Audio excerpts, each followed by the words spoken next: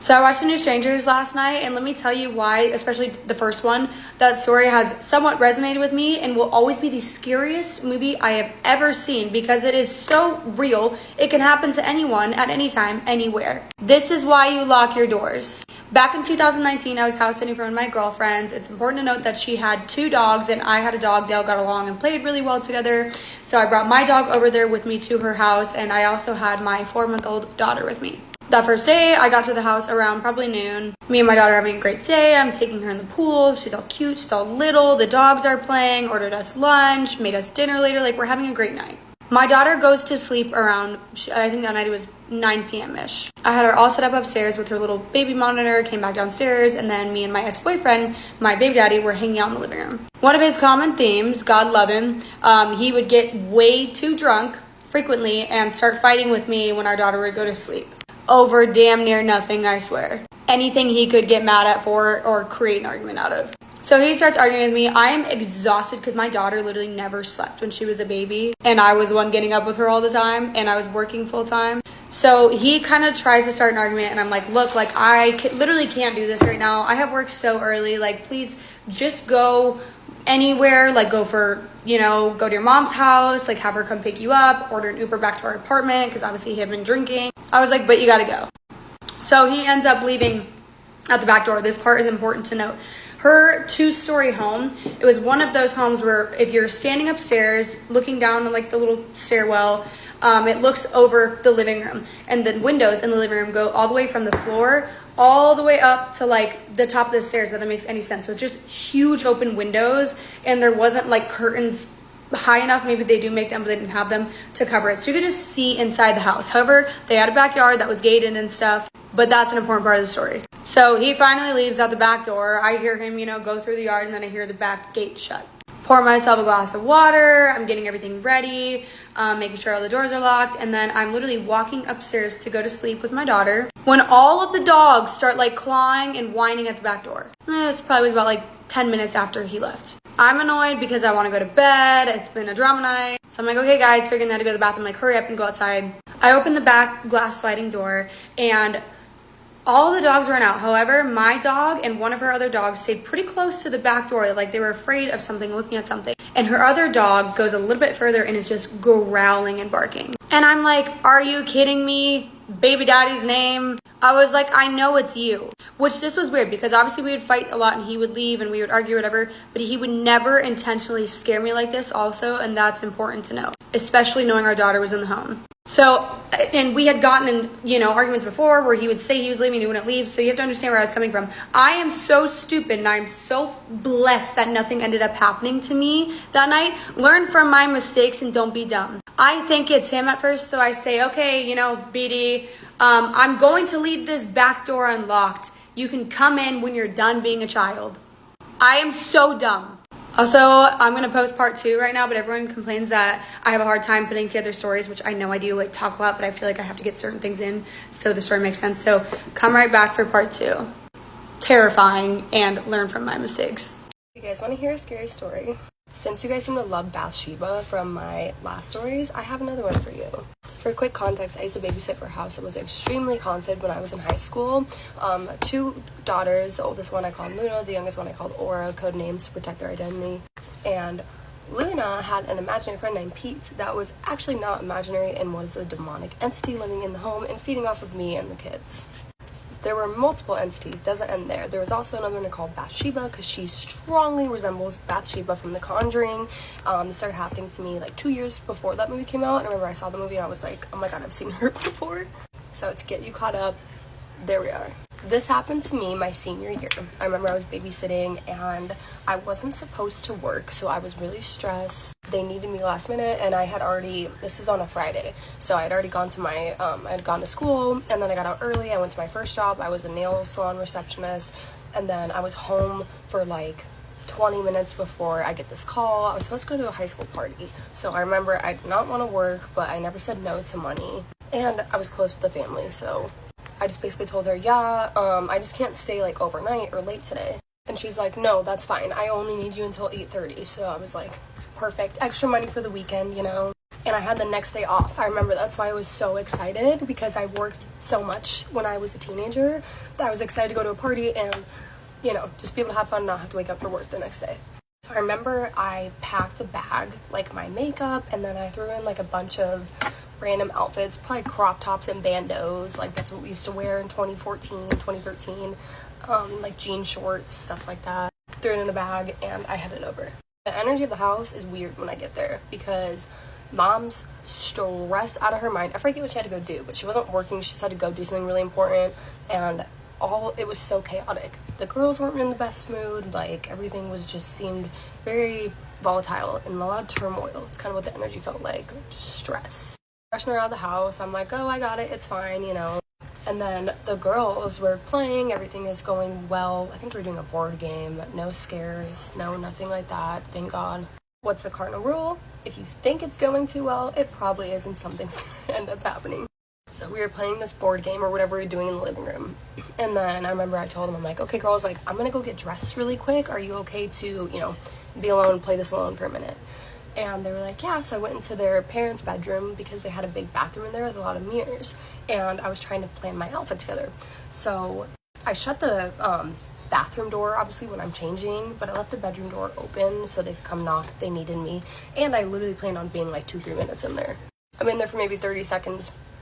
I had just thrown on like my pants, and I think I had like a bandeau top on, and I hear at the bathroom door, and I'm like, yes, like Luna, Aura.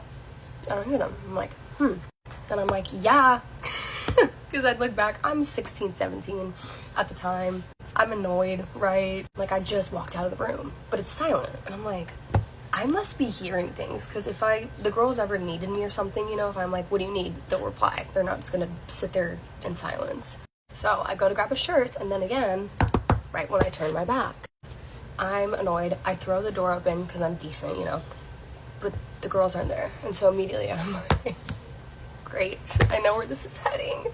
I'm thinking at this point it's Pete. Remember the entity I talked about in the beginning, the imaginary friend? He was the dominant entity in that home that was always doing things. Scaring me, scaring the girls, moving things like you would see him. He was very strong, and so in my head, I don't think I'm about to see Bathsheba. I'm not prepared for it, because she was more of a rare occasion, and I didn't see her as much as I saw Pete. And sometimes, as silly as it sounds, I would get annoyed with Pete, because the paranormal encounters happen so often that you start getting annoyed after a while. Like, you just want to be left alone. So I'm a little unsettled, but I'm like, okay, you know. And I'm looking around the room one more time, and I shut the door, because I'm still, you know, going to change in and out of outfits. I was looking for a very specific brown crop top bandeau when I went back to change again, because I had just seen it. Like, before I went to open the door, when I heard the knocking, I was planning on trying that on next. I turned back around and that top is gone. I don't know where it is, and I'm like, are you kidding me? I feel like I'm gonna cry because I'm just stressed, I'm overworked. Like, I just wanted this top. So I'm dumping the whole bag out at this point. I'm looking at the counter and I just want to cry. Like, so annoyed. I accept defeat. I'm like, you know what? I probably misplaced it. I'll find it somewhere, but I have to get back out there and check on the girls, and like, maybe it'll just turn up somewhere, you know? So I put on, I don't remember what top it was, to be honest, a different top. And I'm looking at all these mirrors, these big mirrors in the bathroom, and I felt confident. I remember I was like, wow, like, I look cute. Like, I like it. I don't need the brown top. I like this one. I'm trying to hype myself up, you know? And the way their mirrors were angled was like, it was the whole wall, and then like the side wall, so you could see yourself through a lot of different angles. So I was looking at myself in like the side, like the one closest to the closet, if that makes any sense, and I could see like to my left on my peripheral vision, like the other angle of me. And I turned to look at like my left again, and I see something in my peripheral vision this time in the side, like the mirror in front of me, that's the side of the closet. And I look back and I see none other than Bathsheba. She's standing behind me, closest to the door, to the bathroom door. She had a crooked smile on her face. Her neck was kinked all the way in a 90-degree angle. Smile that went up to here, damn near her eyes. The raspiest, most vile tone. She says, I like it. Like I had just said to myself. I had just looked in the mirror and been like, I like it. Like, I like this. I look cute. I think she was mimicking me. And as she's standing there, I realize she is holding my brown top. Now I turn around instead of looking at her through the mirror at this point, and the top, she's gone. I don't see her when I turn around, but the top is floating in the fucking middle of the air. I shit you not. Everything that I love, top is in the middle of the air, collapses. The top just falls. I'm like reliving this as I'm telling it. Oh my god. I sat there for a good minute, didn't know what to do, didn't know how to react, didn't know how to move, and just started to cry. I just started to cry. It was such a quick but real terrifying experience. I felt so nasty that she had like her hands on my shirt, right? And it was one of those crazy paranormal moments too, where you literally see the item fall in the air, like you're not crazy. And so I remember, I love that brown top. That's all I've been talking about. I threw it away. I didn't even want any trace of her on my things. I walked out and I was super unsettled. I was crying, like I said. And the girl's like, Rylie, are you okay? I'm like, yeah, I'm okay. I'm just, having a long week, guys. Just adult stuff. And the mom came home and I had never left so fast. I had never left so fast. I could barely enjoy my pregame I was having with my friends. Because I was literally so tweaked out still, and I think also from a lack of sleep. Like I said, in high school, I'm partying, I'm working all the time, like everything just kind of hit me. I ended up, this party I was so excited to go to, I ended up leaving like 2 hours after I got there because I was just so unsettled from this situation, and I honestly thought I was going crazy a little bit. But that's all for now. Someone knocks on the door and you go to answer it and no one's there, be very mindful that someone probably walked through the door when you opened it, but you just didn't get to see it on time. Bye. Do you guys want to hear a scary story? I don't know if you guys notice. Is this glitching real time as I'm about to tell a scary story? Because there's not a candle or anything lit in my apartment. Okay, good vibes. For quick context, I used to babysit for a family that lived in an extremely haunted house. There's 2 girls. The oldest one I call Luna, the youngest one I call Aura, to protect their identities. But they basically had imaginary friends that were actually demons, more so the oldest daughter, but one of the strongest demonic entities in the house, who was her very close imaginary friend, was named Pete. Now, Pete was horrific in a lot of ways, and this is one of my hide and seek stories I have from that house. So this was actually in early days when I first started babysitting them, and I still was kind of learning the ropes. I didn't have as much experience with these entities in the home as I grew to have over time. And Luna, the oldest daughter, wanted to play hide and seek. Now at this point, the Aura was still a baby, so she couldn't like play hide and seek really. But she was down in her little, I forget what they're called, like the little bouncy things that you strap them into. You buckle them in and they kind of rock on the floor. And her mama told me like to put her down for her naps and that she napped the best in there. So Aura's sleeping and the oldest one wants to do a little hide and seek. Now, for many reasons, I'm terrified of this game, especially this game in in their home. But I obliged. I'm like, okay, baby, 'cause these kids were so cute, guys. On a side note, I had such a hard time telling them no, and they were going through so much that I just love them. So I break. I'm like, okay, fine, let's play hide and seek, right? So we play hide and seek, and obviously I'm the seeker. I count to however much I counted. I don't remember. This was, God, probably almost like 15 years ago. Just crazy. I'm so old. However, I digress. So we're playing hide and seek, right? And as I'm like looking around for her, and I just am always so uneasy. I remember this day I was uneasy because I was seeing shadows out of the corner of my eye. I was kind of hearing things that weren't there. And I know I sound crazy, but if you have had experience with paranormal things, you know this is actually more common, sadly, than it seems in a house with such high activity and strong activity. So I'm looking around, and I didn't want to check her room because I was so afraid of her room, because she was so attached to this entity at this point and thinking it was her imaginary friend in the form of a little boy. And so she was just obsessed, always talking to it. She always wanted to be around Pete all the time. And so I didn't like her room because I felt like he was living in there pretty much full time. That's where his favorite place to be was.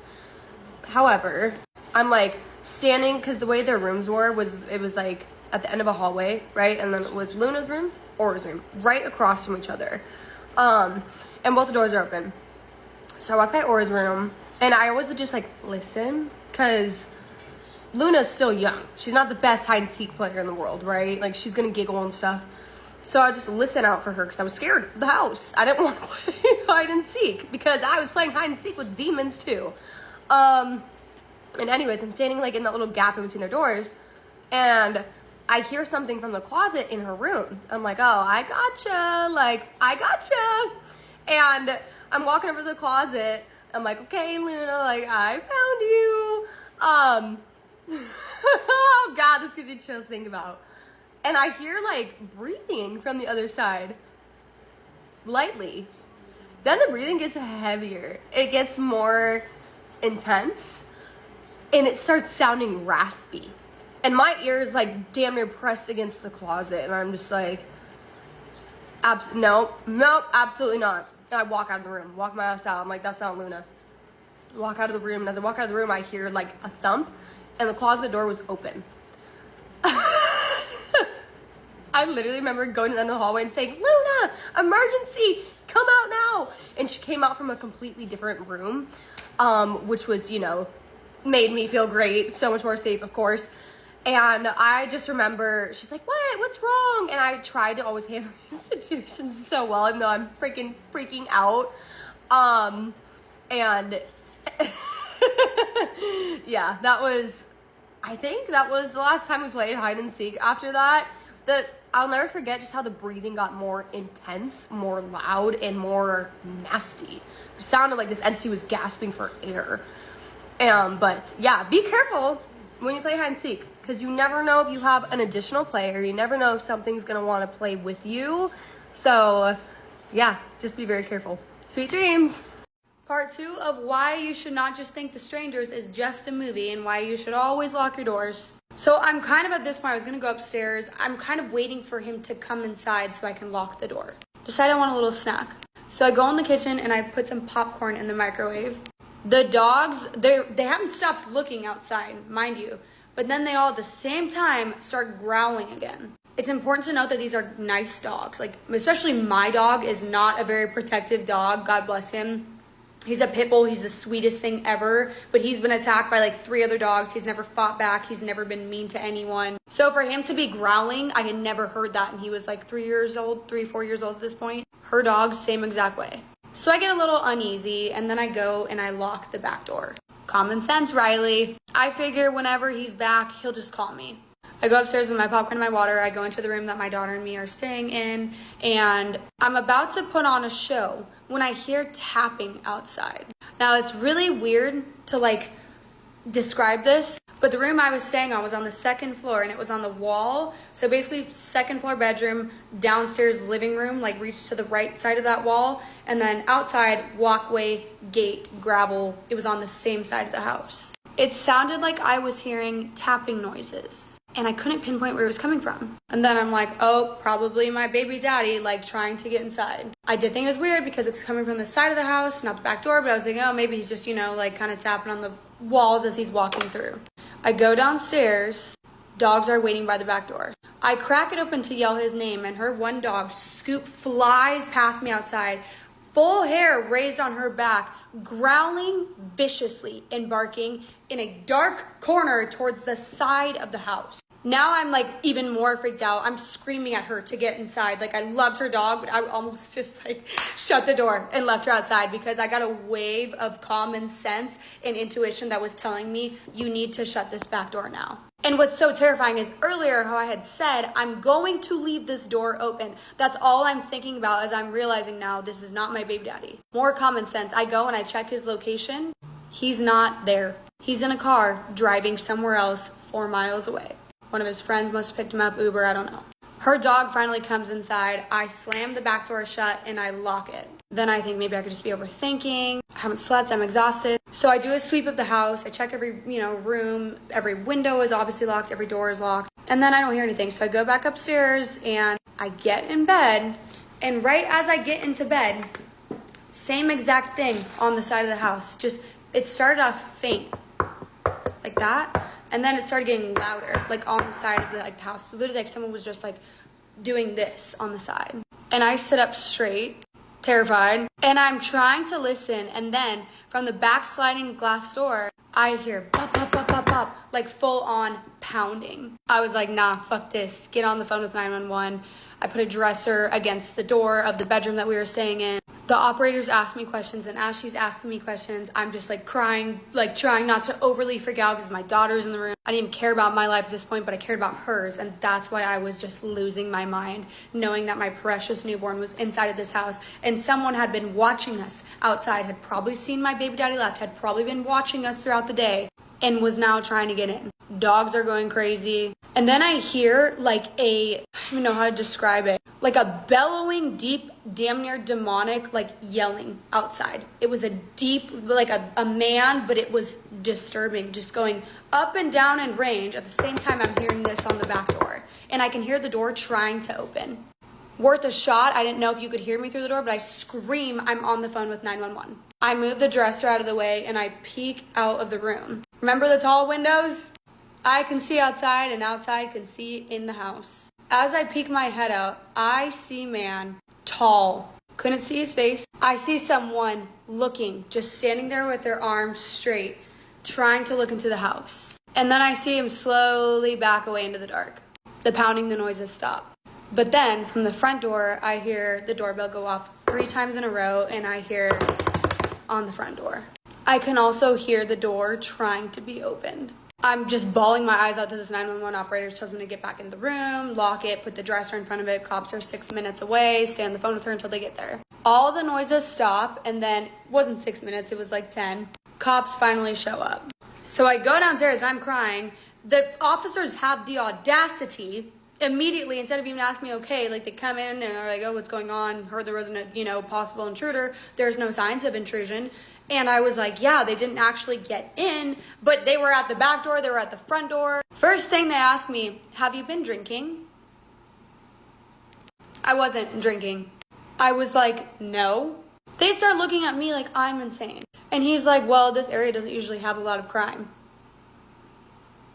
Thank you so much for that. Thank you so much for letting me know it doesn't have a lot of crime now that I literally have seen it and heard it firsthand. I call my baby daddy while the police officers are there because I had been calling him, but then I just kept calling over and over. He finally picked up. I tell him, hey, there's police here. Something's going on. Someone was trying to break into the house. Someone was scaring me. I need you to come over. I made the police officers wait until he got back. I wanted to leave so bad, but once he was there, I felt better. I felt safer. We did a double sleep, made sure everything was locked. Police officers told us if anything else happened, just to call right back, and they'd be like nearby on alert. They started being nice, of course, once my baby daddy got there. Cops just love women. Anyways, still to this day, I have no idea who that was, how it happened, how it manifested, but unfortunately, that's what I needed to take it seriously. Guys, lock your doors.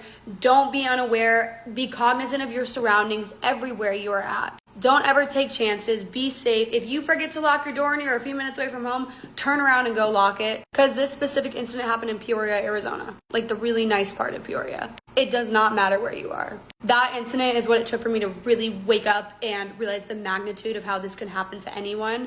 And then I had a stalker, a very serious stalker, about 2 years later that tried to break into my home and threaten my life and all of these things. Follow me everywhere. It's another story, but just be safe out there. These movies are more real than you think. Do you guys want to hear a scary story? Quick context here. I used to babysit for an extremely haunted house. There was 2 girls in the house. The older one I called Luna, the younger one I called Aura for protection of their own names. Luna had an imaginary friend named Pete who was actually a demonic entity, and there was other entities in the house, several of them. Imagine you go to tuck a child in at night, and except for tucking the child, you accidentally tuck in something else that's not of this world. I was babysitting one night, and I don't really remember start to finish the chaoticness of the night and everything that had happened, but I do remember it was kind of a more high tension night. Activity was happening at home. The girls weren't in the best mood. They were tired. Everyone was cranky, And Luna, the oldest one, who was very attached to Pete, her imaginary friend, demon, she was not wanting to go sleep in her room, in her sister's room. She really wanted to stay on the couch. Now, for me, at the time I'm a teenager, I let a lot of that slide, because if she wants to sleep on the couch and she's hell-bent with sleeping there, who am I to tell her she can't? If it's gonna be meltdown of the year. So I would let her sleep on the couch often. And I had tucked in Aura, the younger one. She was sleeping peacefully for probably about an hour before Luna was getting into bed. And gotta remember, Luna doesn't want to go to bed. She wants to keep playing with Pete. So I finally get Luna to go in her room, and I leave their doors open and everything. I have the monitors up, even though they weren't baby monitors, but they had like little, like in the corner of the room, you know, kind of an eagle's view, just to go check on the kids and stuff with little tablets, the old school ones. So I am, after the girls are finally sleeping, I'm in the kitchen. Now the kitchen it's one like giant room with the kitchen and the living room basically. So the kitchen's over here, the living room is over here, big area. And I remember I was doing the dishes, cleaning up after the night, picking up after little crafts we were doing, small stuff, you know, babysitting duties. And I heard a rustling sound over on the couch. Sounded like someone was like tucking into bed. And I look over, and I can't see anything because the couch had a back to it, if that makes sense. If someone was laying down, you couldn't see it over the back. So I walk over to the couch, and there's Luna. She's curled up in a ball. I could just see her little body underneath the blanket. And I always have a lot of grace, so I'm trying to, you know, do this in a graceful manner and not get upset. And I'm like, babe, I told you to go to bed. Like, how many times do we have to go over this? And it's just silent under the blanket. She's not saying a word. I can't even barely hear, like, breathing. And I'm a little confused. So I rub my hand on the back of the blanket, like from what I would assume would be her back, and it feels different. It feels hard, kind of bony and cold underneath. Quick location change, but bony, hard. And I pull my hand away, because as I'm going to feel, you know, like rub her back and be like, okay, like, just give you a minute. It's hard to describe, but something was very off. I'm slowly backing away, like keeping my eye on this form underneath the blanket, real slowly backing away. And I'm backing away into the kitchen where the monitors are, and I look at the monitor, and Luna is still asleep in her room. Luna is not on the couch. And as I'm trying to muster the strength, because I kept my eye on the area, right? But then I kind of lost sight of it over the back end of the couch. As I'm looking at the monitor, I'm looking up, and I'm just confused.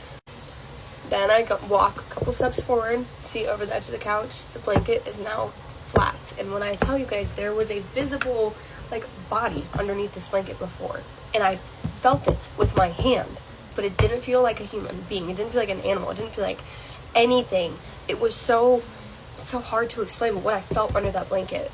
And I immediately, like I always did, I was psycho, always checking on the girls because of everything happening in the home. Go in person, not, you know, on the monitor looking. I go in both the rooms. They're both sleeping peacefully. I'm taking a breather right outside the room. And as I'm just sitting there outside the room, I hear, "Where'd you go?" Coming from the other side of the house, in the living room, kitchen area. But the voice itself was very deep. It sounded like a very deep man's voice, but also disembodied slightly. Pete's voice was very disturbing, and I knew it was him. And in that moment, I knew that I had tucked Pete into bed. That's all I have for now. Bye, guys. Do you guys want to hear a scary story? This one is definitely going to keep you up tonight, so if it's nighttime, save this for later. For a quick context, I used to babysit for an extremely haunted house. 2 girls in the house. The oldest one I call Luna, the youngest one I call Aura. Not the real names, just identity to protect them. Now, Luna and Aura, mostly Luna, had imaginary friends in that home that were actually demonic entities, and that is where these experiences come from babysitting in that home for so long. Now, of course, this happened a long time ago, so Luna and Aura, they've grown up a little bit. This is a story Luna just recently told me that happened to her regarding Bathsheba. If you're new to my stories, we call this entity Bathsheba because she looks just like Bathsheba from the 2013 Conjuring, pretty much down to a dot. So Luna and Angel decide they're going to stay with Angel's sister. We're going to call Angel's sister Jay. Her older sister lives up there and had told the girls, I'd rather you stay here. It's a little bit more safe, and like I have a big house, so why don't you just stay with me? So Luna's all excited. Her and her friend are excited. They drive up. They're having fun with their friends. And the whole time Luna tells me she has this unsettling feeling of almost dread, but she can't really describe it as they're driving up there. But she brushes it off, and they're having fun with their friends. They're going out to dinner, walking around downtown, just having a good time. Now, Jay, the sister, is a firm believer, which I am too. Apparently she's a firm believer and nothing good happens after midnight. That's a life rule to live by, guys. So she didn't per se have a curfew for the girls, but they're still not, you know, that old. They're still teenagers and stuff. And so she was like, hey, out of respect for my house, like, you know, I'm not super strict like my mom and dad, but I don't want you guys out all night. So please just make sure you're coming home. I don't remember if it was by like 1 or 2 or something like that. Just be respectful. And the girls were like, yeah, of course, we'll be home then. So apparently around 1 or something, the night that they're supposed to have like this loose curfew, Angel gets a text from Jay, and Jay is like, hey, I'm getting really tired. I would really appreciate it. Like, if you girls came home soon, it would make me be able to sleep a lot better. I'm just a little worried. So they're like, yeah, okay. They come home, I guess, about 30 minutes later. And when they get home, the lights are off, except for the porch light out front. And it's quiet. So they think, okay, Jay is sleeping. So they're being all goofy and giggly, you know, walking into the house, and they're trying to be quiet, and they're laughing and trying to cover their mouths. Now, Luna did tell me she's partying, okay? She's young, so maybe she wasn't in her best state of mind at the time. They were just having a really fun time.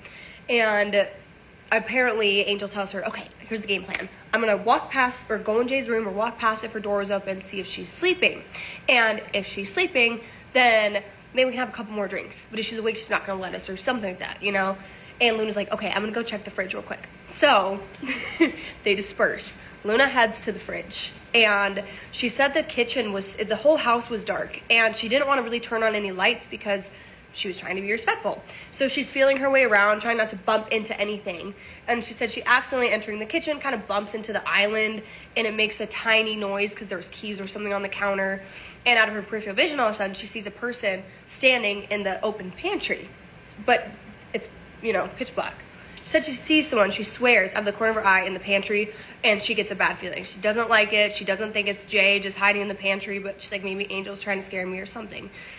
And then she decides to think, I'm just being crazy. I'm not my best mindset right now. Like, let's check for drinks. So she said she's walking over to the fridge, and which is not like far from the entrance of the kitchen, but it is at the same time. It's kind of walk around to get to the fridge. Quick context, you will need to know this. Jay, the older sister, this is important, loves coffee. Apparently she drinks coffee at all hours of the day, night. It doesn't really keep her up. She just really likes the taste of it. She enjoys it. So remember that. Luna then is in the fridge, and she's got her phone light. She says she's trying to be, because the light was out in the fridge too. Weird. She's trying to be quiet, and then she swears she hears someone breathing a little heavily, but she can't pinpoint where it's coming from. And then she hears coffee behind her. Now, she didn't immediately look back, because as she hears this, she's still looking for drinks for her and her friend. So she's kind of moving things around the kitchen. Like, she stops and said she looks like up, but not behind her. And she was like, Jay? And it was quiet, because it would make sense that it was Jay if it was, because she always drinks coffee. No matter what. That was weird. And so anyways, she says again, Jay. Nothing. It's silent. And then she hears to the right, and to the right, where she's looking in the fridge, was coffee creamer. Now, she starts to get scared. She doesn't want to look behind her, she tells me, because this voice is raspy. It doesn't sound like Jay, and she can just feel the energy is off. So she starts hearing the breathing intensify. Sounds like someone's wheezing. She gets the courage. She turns around. Right as she turns around, her friend Angel walks in the kitchen, and she stifles a scream. She's like, oh my God, like, you scared me. Like, oh, sorry, you freaked me out. Where'd Jay go? Does she still want coffee? And Angel's looking at her, and she was like, what do you mean, does Jay still want coffee? Jay's sleeping. Jay's passed out. I just went to her room and saw. Luna starts to get that bad feeling creeping back. She's trying to stifle it. The girls grab some stuff from the kitchen, and they start walking back to the bedroom they're staying in. Now, I think it was a 2-bedroom house, she had said. The bedrooms are on one side of the hallway, though, and the bathroom and, like, the laundry maybe, I don't know, it's on the other side. Bedrooms are on one side. So in order to get to the bedroom that the girls were staying in, Luna and Angel, they had to go all the way to the back and pass Jay's bedroom. Now, Jay, her door was open, Angel said, when she went to check on her, and she's passed out, right? So as the girls are walking past the room, in order to get to theirs, Luna just takes a really quick peek in the room and takes another peek and screams. She can't help it. She starts screaming. Apparently, as she walks past the room, Jay had one of those in the corner of her room, like chairs that it's like a stand and then it hangs with like the cushion, if you know what I'm talking about, like those comfy looking chairs in the corner. And Luna swears on everything. As she walked by, she sees Bathsheba sitting in that chair, eyes wide like this, with something in her hand that looks like a coffee mug. And her eyes are wide and she's smiling ear to ear as she walks past it. Now, she said the house was pitch black, but she could just somehow see the defining features of this entity, and she swears that she knew what she was seeing. Obviously, when she screams, Jay shoots out of bed. She freaks out. She wakes up. Angel's freaking out. They're trying to figure out how to help her because apparently, rightfully so, Luna is distraught because she was very afraid of Bathsheba. She had not seen Bathsheba in years, and she said it looked just like her. Now, she does think this could possibly be just a different entity trying to mess with her and take the form of something that is terrifying to her. But I guess that Jay and Angel were great about it. The next day they talked to her about it, and Jay had told her, yeah, I have seen some scary things in this house that I can't explain. You're not crazy. We're here for you. We believe you. So next time you are talking in the kitchen at night to something, make sure it's actually a person, because it just might be something from the other side trying to get to you. Here's the last kicker I forgot to add before I say bye and wrap this up. Apparently, Jay lost her favorite coffee mug the night the girls came over and hasn't been able to find it since. So could it possibly be that that's what Bathsheba was holding and is hiding somewhere? That's all I have for now. Bye. My girlfriend came home from a trip she never took. Welcome back to Creepy Crochet and Creepy Pasta. Let's get into today's scary story. I thought she was just acting weird at first. For some clarification, my girlfriend had been planning a trip to California for the last 4 months. Normally, I'd have gone with her, but it was for her grandmother's birthday. She was old, and this could have quite possibly been my girlfriend's last chance to take a trip with her. She had spent those 4 months meticulously planning, as she always did, and the week before the trip, she must have had at least 5 full bags packed for her week-long venture. You can never be too careful, she always told me. She was always the planning type, mapping things out, going over every possibility. It was one of the things I admired about her. She hated when things didn't go the way they were supposed to. That's why, on the day of her trip, when I woke up to find her still lying in bed with me long after her early morning flight, I almost panicked. I shook her awake frantically, and her eyes slowly rolled open. She groggily asked why I was waking her, and when I told her the time, she didn't react how I expected her to. Instead of panicking herself or even calling her mom to let her know she missed the flight, she simply rolled back over and shut her eyes again. Oh yeah, she groaned. The flight. Honestly, it should be okay. Be okay? I responded, a bit flabbergasted. Don't you think you should at least call and let them know? She grumbled a lazy, no, everything should be fine, before she began snoring, something else that was completely new for her. I didn't know what else to do.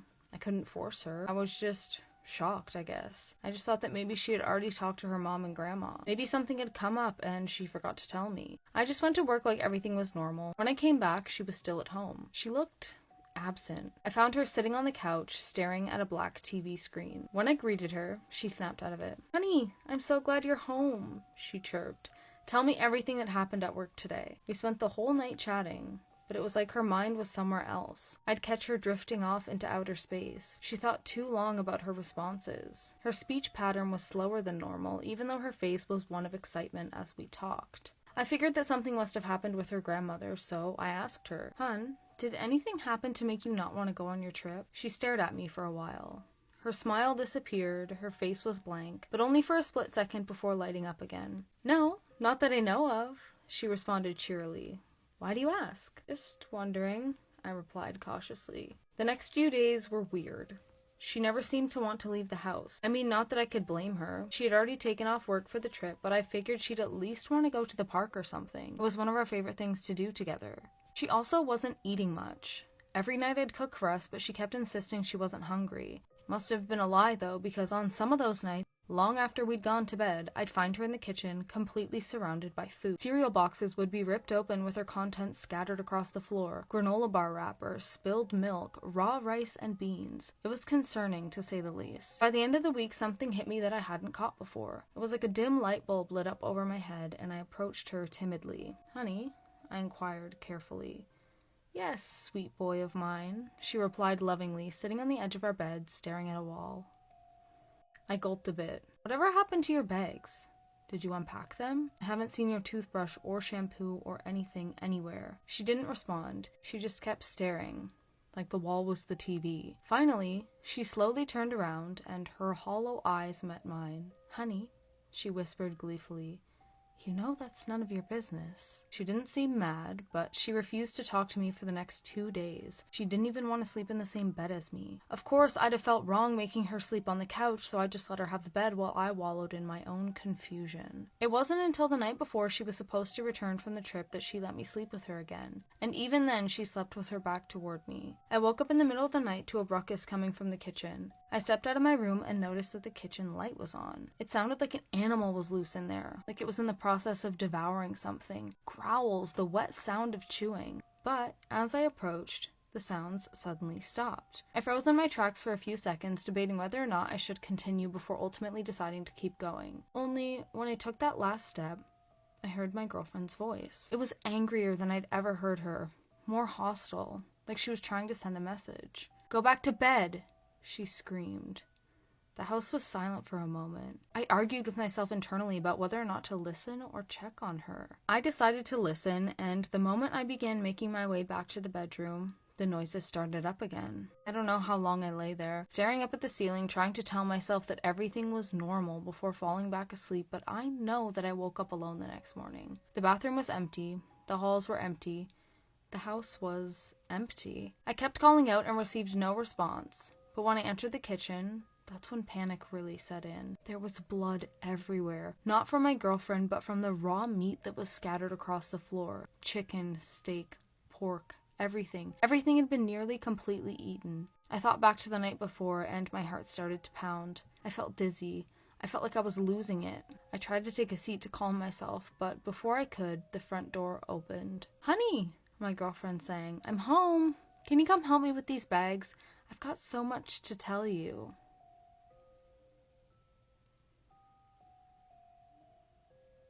Do you guys want to hear a true scary story? For a quick context, I used to babysit for an extremely haunted house, and the oldest daughter, I call her Luna. The youngest daughter, I call her Aura for their own protection and change their names. Luna had an imaginary friend named Pete, who was actually a demonic entity, but Pete actually is not the entity we're talking about today, because there was multiple entities in this home. One of them that I call Bathsheba. I call her Bathsheba because she strongly resembles Bathsheba from The Conjuring. That's the best resemblance I can put to it. She was real-time living walking nightmare fuel. Now, this year, I remember very specifically, it was the 23rd of December. The family had a tradition where they would open a gift with the girls on Christmas Eve every single year. They'd get like one present before Christmas Day. This family, like the parents worked really hard in really strange hours. That's why I was kind of over there overnights, and I was in high school, so I really had time to make it work. But the parents had asked me, "Hey, if you can do the Christmas Eve gifts tonight, the 23rd, with the girls," because I don't remember, the next day was super busy or something like that with work or whatever. So I'm like, "Yeah, of course, like just record it for us." I'm like, "Yeah, I got you guys." So I had gotten the girls all pretty much ready for bed, you know, bath time, dinner, brushing their teeth, stuff like that. And the last day of the night was for them to open their gifts. So they're really excited, they're giddy, they're sitting at the dining room table across from each other, and I'm about to let them dive in. I'm like, "Oh wait, like I need to send your parents a video." So I go to grab my phone. This is, God, iPhone definitely still had a home button. This was so long ago. It was like that chunky, short iPhone that was only like this big.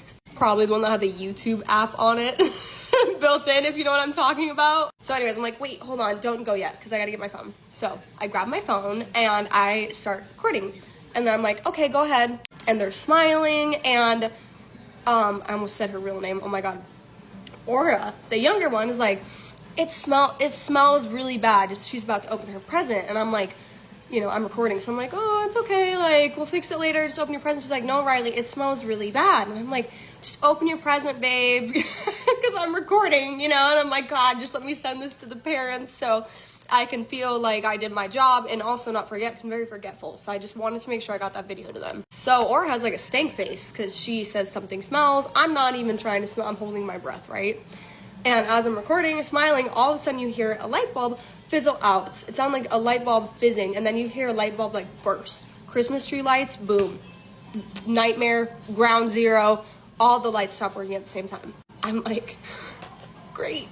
So obviously I look over to the living room where the Christmas tree is, and I'm still like recording, I think. And I'm looking at it for a minute, just like, what the hell? And I think I see something on my peripheral by the Christmas tree. So I'm really looking over there, and then I look back at my phone and it's not recording anymore. Okay, that's not the worst part though. The reflection of my phone, you know, it's like the glass black screen. I see Bathsheba right behind me, and she was sitting, because I was sitting by the island, she's on all fours right behind me in the reflection of my phone. I start screaming, I'm freaking out. Poor girls, they see it. Well, Aura saw it too, because she looks behind me and she yells, Rylie. And all these interactions were so long ago and they happened so fast. However, still remember them so vividly. We calm down. The girls end up, their presents were already like halfway kind of open as all this is happening. So I ended up telling the parents, I'm sorry. I tried to record it. Video didn't want to go today. It was not the day. I just let them open them peacefully, and then they both fall asleep. And I let them sleep in the same bed, because a lot of times I would allow that because the house was haunted as shit and it was terrifying. So I didn't really care what the parents thought. They wanted them to sleep in their own rooms with the doors shut. I didn't care. I was overriding it. Girls are allowed to sleep in the same room. Your house is haunted as fuck. As I'm coming back into the living room area, finally get them to go to sleep, I swear I see something on my peripheral vision, but I'm not looking again. I never want to look. These entities will try so hard to like get your attention by being so and scary, doing the creep arounds on the wall, the peekaboos, the peripheral vision. Like, they would just mess with you so much. But I'm not feeding into it this time, trying not to. So I'm walking back out, and then I'm looking at the Christmas tree, okay? This Christmas tree, basically the living room and the kitchen area, it's all one giant open room, if that makes any sense. It was a big room, but it was like the kitchen was here, and then the dining room, and then the living room was over there. And I'm just staring at the Christmas tree, so bewildered about what happened, because I made sure it wasn't the outlet. I plugged something else into it, and the outlet was working. There was no disconnect with the lights. Everything was plugged in. It was so odd how they just blew out. It was a brand new Christmas tree too. They just bought it that year, a pre-lit tree. Weird. So as I'm looking over there in that general direction, something catches my eye from the table. And I look over at the table, and I see Bathsheba for a split second again, sitting at the end of the table. And like, what do they call it? Like the king's chair or something? Like the chair at the ends, like the solo chairs that sit at the end of each table. She's sitting at the far one closest to the sliding back door. And her hands are placed in front of her on the table. And with this hand, she's feeling the wrapping paper on one of the gifts. Close my eyes, start praying, freaking out, open my eyes. She's gone. I remember vividly though, I didn't sleep because I was so terrified to go to bed. Because every time I had an encounter with that entity, it was always so intense, and it wasn't as common as Pete or the other entities I would see in the home, so she just really messed with me. And I remember I was miserable the next day on Christmas Eve and Christmas Day because I hadn't slept. And that was one of my worst Christmases. But yeah, next time you are opening presents, or this, I don't know what that, did you guys hear that?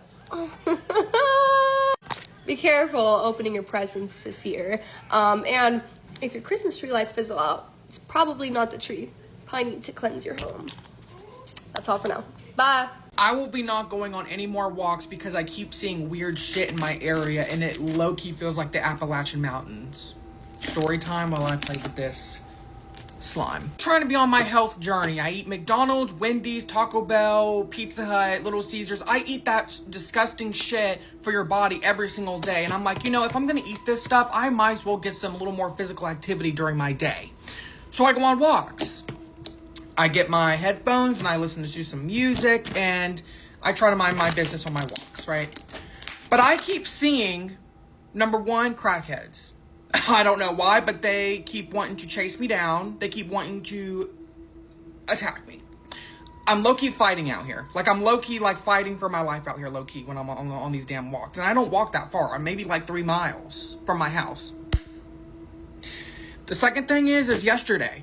It was late at night, and I was hearing gargling, weird-ass noises. I'm like, what are these noises? It sounds like a legit monster.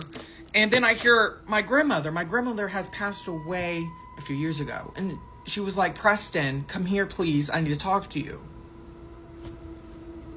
First off, I'm wearing heavy headphones, and it felt like it was right in my head. I was like, okay, first off, I'm not schizo. I hope I'm not losing my mind here. I look, and I don't see nobody. I keep walking. And then it gets deeper, the voice. It's like, Preston, I need your help. Okay. No. I'm not helping you. I don't know who you are. There's these woods that's surrounding me where I'm walking. I look, and there's a creature, like, looking out from a tree like this. And when I look, it goes like this. It hides. I'm like, oh, hell no. I start running back home. I don't see it ever again. But it was not human, I'll tell you that. So the mixture between the crackheads and the fucking skinwalkers, I'm just gonna be fat and happy and no longer go on these walks. And don't get me started on the dogs. I keep getting chased by dogs. But that's it. Do you like my slime? Damn. Movie theaters don't exist. Now, hear me out. When is the last time you've seen a new movie theater being built? I mean, think about it, right? In every town, there are the same exact theaters that have been there for years and years. And it's like you never see these things being constructed. So are they even real? And when you think about a theater, right? On the outside, it just doesn't make sense because it's just this small square building. But when you go inside, there's just endless amounts of spaces. Okay, there's sometimes 20, 25 theaters in a megaplex. But from the outside, how do they fit all of these theaters in that building, right? And with all the exits and in all the different directions that these theaters face, like the layout just doesn't make sense to me. So the question is, how in the world do these things function? And also, when you think about it, it's kind of creepy because if just one person goes and sees a movie, right, they don't cancel that show, right? You still get to see that movie. And sometimes the theater's set completely empty while there is a movie playing. So why are they showing movies when no one's even watching them? What is the point of that? Now, if you talk to anyone who's worked at a movie theater, they'll tell you the same thing. There are a lot of creepy things that happened. There was this man named Andre. Andre said that one night he was bored and he wanted to go see a movie. So he goes to his local theater and goes inside and he goes up to this kiosk. He said as he looked through the kiosk, he found this movie called Mystico. He said, that's strange. I've never heard of it. I haven't seen any trailers for it. Why not? Let's give it a shot. So he gets a ticket. And then he goes to the concessions and he starts talking to them. Hey, have you guys seen that movie Mystico? And none of them seem to know what he's talking about. We've not heard of that movie. We didn't even know we were playing that movie. And he's like, yeah, I haven't heard of it either. So then Andre follows his ticket and it leads him down a series of hallways all the way to this theater on the end. Now, he goes inside this theater, and he said the first thing he noticed, which was really odd because he'd been to this theater many times, is all of the seating looked very old. It wasn't stadium seating. It wasn't these recliners. It was these wooden chairs. And he said, everything about this theater looked like it was from like the 1930s, 1940s. Nothing had been updated, unlike the rest of this theater. So he just went and he sat down in the middle row. We said the theater was already dark. And the projector was just playing a series of just weird, like trailers for movies he had never even heard of. And he said finally the movie came on. And he said this movie just really didn't make no sense. It was just people walking around in just an enclosed room. And he watched this for about 20 minutes. When finally he said, you know what, I'm out. Like, I don't like this. He said, but that's when he realized, like, he didn't pay attention to anybody that had came in the theater or anybody that was around him. He said, as he started to focus his eyes onto the seats all around him, he said there were all of these people. He said the theater was packed. But these people weren't sitting in their chair. He said some of them were standing. Some of them were walking back and forth through the aisles. He said, but something was off about them. They did not look human. And he said they almost seemed to be very robotic, doing the same thing over and over again. So he slowly got up and he walked around each one of these people that were just standing. He said as he started to walk down the stairs to the exit, he said he looked back and the theater was completely empty. Everyone was gone. So he hurried to the exit and he got out of there. So the next day he goes back to the theater and he's like, hey, you know, what's up with this movie Mystico? And he said, the guy behind the counter's like, I don't know what you're talking about. We don't play a movie called Mystico. He said, no, I watched it last night. I was in theater, you know, whatever. And it was playing. And he said, we don't have a theater, you know, 26, 27. He said, no, I was in there last night. I have my ticket stub. And he went to go reach for the ticket stub. He didn't have it. He couldn't find it. It wasn't in his wallet anymore. But he told him, you know, I could show you. Let me show you. So he said the employee went with him into the theater and he showed him where, you know, he had gone in, except there wasn't a theater there. It was just an exit. And they told him, sir, are you all right? Like, is everything okay? You know, maybe you should go home. And so he said he left, but he never could figure out what that movie was, how he seen it, and how he could have watched this movie that just didn't exist. So just because a story doesn't take place in the Appalachian Mountains, it doesn't make it any less scary. And tonight's story is the perfect example of that. So with that being said, let's jump right into tonight's story. So grab your favorite tea and settle in, and let me tell you another scary story, because of course, this is Tea After Midnight. But before I get into tonight's story, I wanted to show you guys something that was sent to me that's truly so special. So a few months ago, a sweet woman named Michelle reached out and she wanted to make me something special for Tea After Midnight. And this is the beautiful piece that she created, as well as this beautiful spoon. When I tell you guys I opened this up yesterday and I ugly cried, I mean it. Because just to look at this and know how much time and effort she spent into making this, it just brought happy tears to my eyes, because this is one of the most beautiful pieces that I've ever seen. She handcrafted every part of this, and it's so special, and I'm so honored that I get to have a piece of her artwork in my home. And Michelle, if you're watching, I just want to take the time to say thank you so much for all the time and the energy and the love that you spent putting into crafting this. It is truly so beautiful, and I will treasure this forever. I'm going to tag Michelle in this video, so if you guys could, please go over there, give her a follow, show her a lot of love on her videos. She truly deserves it. And with that being said, let's jump right into tonight's story. This story comes from Emma. Hey Savannah, my name is Emma, and I have a scary story that took place when I was in middle school. I've watched your videos for a while now, and have been contemplating whether or not to share my own story. I've been scared to relive this moment, but I think it's time I told someone. It was the last day of 7th grade, and my friends decided that we should have a sleepover to celebrate finishing the school year. The sleepover was huge, with around 15 girls. We were all going to my friend's house, whose name I'll keep private for her sake. We will call her Jamie.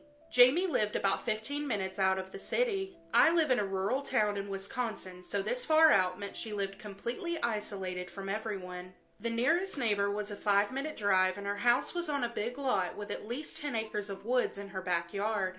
The sleepover started out as your classic teenage girl hangout. Prank calling, painting nails, braiding hair, gossiping, etc. That is, until it began to get dark outside and one of my friends suggested we played sardines in the woods. So if you don't know what sardines in the woods means, I didn't either. I had to look it up, and it basically said it's a reverse hide and seek. So one person hides and everybody else seeks. Everyone was very enthusiastic about playing, including myself. Some girls were scared to go out in the woods, so they were the ones who got partners to play with. I have always been interested in scary stuff like ghost stories and horror films, so I thought going alone would be very exciting. Everyone was provided a flashlight and had to turn in their phones so no cheating could take place. Jamie was the first to go hide because it was her house and she knew her way around the woods the best. The starting time was 10:50 and we were told to give her about 5 minutes to find a good place to hide. After the time was up, everyone ran in different directions. Most of the girls went looking in her shed and front yard area, but I ran into the woods thinking she would go deep into them in hopes of finding the best spot to hide. I was shining my flashlight in front of me when I heard a branch snap from behind me. I was pretty deep into the woods, so I figured I'd bypass Jamie and she was trying to scoot away from me. I whipped around and started teasingly saying her name. I looked all over the place, but I didn't see her. I stayed in the general location because I figured she couldn't have gone super far. But then my flashlight died. I was surrounded in complete darkness and started to get a little scared. And that's when I started to hear someone whisper my name. I thought it was Jamie trying to give me her location, so I started calling out to it. The whispering was getting louder and started to sound more weird. It was very distorted and almost forced out. I got a super uneasy feeling, and it felt like my heart was going to beat right out of my chest. I dropped my flashlight and started to book it out of the woods towards the direction of the house. When I started running, it sounded like something was behind me, keeping pace with me. Out of terror, I screamed and tried to run even faster. I then saw the lights from the house and two of my friends looking into the woods. I ran up to them with rigid breath and they asked me what was wrong. I told them that it sounded like something was chasing me out of the woods and we needed to get back together because Jamie was calling my name. They looked at each other worried, and one of them said that they had found Jamie in some bushes and everyone was waiting for me for at least 10 minutes. They were only by the woods because they heard me scream and got worried. My heart literally sank and I felt like I was going to cry. They took me to the group and everyone wanted to play another round. The only problem was I was the last to find the group, so I was the one who needed to hide this time.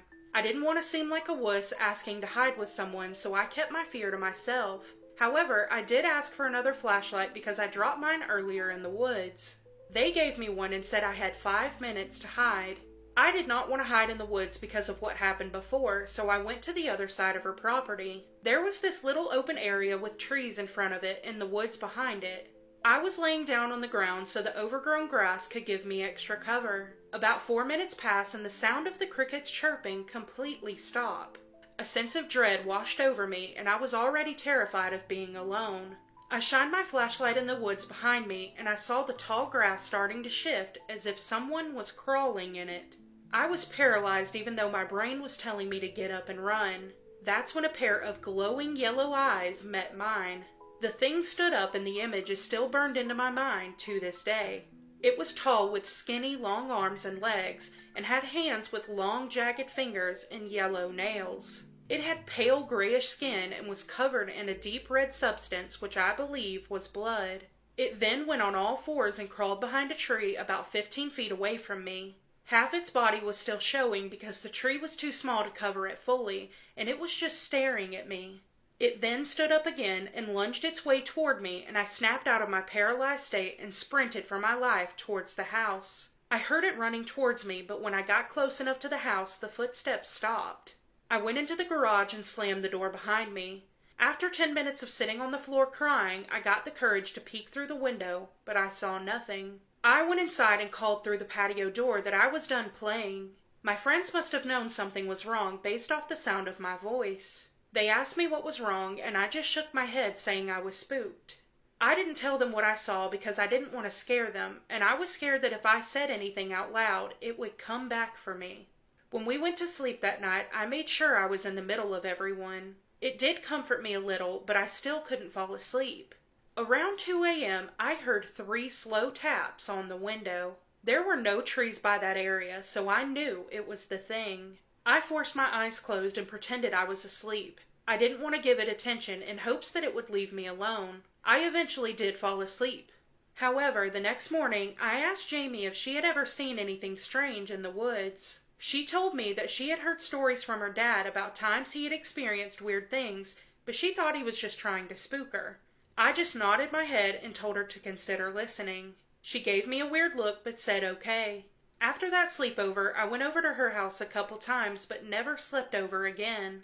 About 5 months later, her family moved away without any warning, and Jamie just said it was for family reasons. But I believe that it was because her family experienced what I did that night. So Emma, I don't know what you saw, but this sounds eerily similar to what my dad saw when he was a kid. A few episodes ago, I shared my dad's personal scary story with you guys, and the creature in that thing sounds identical to what she saw. So I definitely don't know for sure what you saw, but a lot of people were commenting on the other video saying that it was a flesh pedestrian, and honestly, I think I agree. But that's honestly so terrifying that you came that close to something like this. So I genuinely couldn't imagine going outside in the dark anyway, but then to run into a creature like this, absolutely not. So Emma, I know at the end you said you feel a little bit better sharing this. I know that it's so scary having to relive this because going through a scary experience is one thing, but then having to retell the story and relive it in that moment, it just brings up all those feelings that you felt at the time you went through it. So that's terrifying. I'm so sorry you went through that. Thank you for sharing your story with us, though. And if anybody in the comments has any idea what this could be, please let us know. We'd love to figure this out. But that does conclude this episode of Tea After Midnight. If you have any personal scary stories you want to share, I would love to read them. You can email me at the email on the screen or the email in the caption of this video. But as always, you guys, thank you so much for being here. I love you so much. I hope you have the best night, and I'll catch you in the next one. Bye. Also, if you've watched this far, leave me a little ghost emoji in the comments. Next week, I have a little announcement for you guys. A giveaway, if you will. So stay tuned for that. I love you so much. Thank you for being here. I'll catch you in the next one. Bye. And y'all really don't be paranoid enough for me. I'm just saying. Because listen to this shit. So this girl says she's walking home from her friend's house and it's nighttime and that she lives in a rough part of town.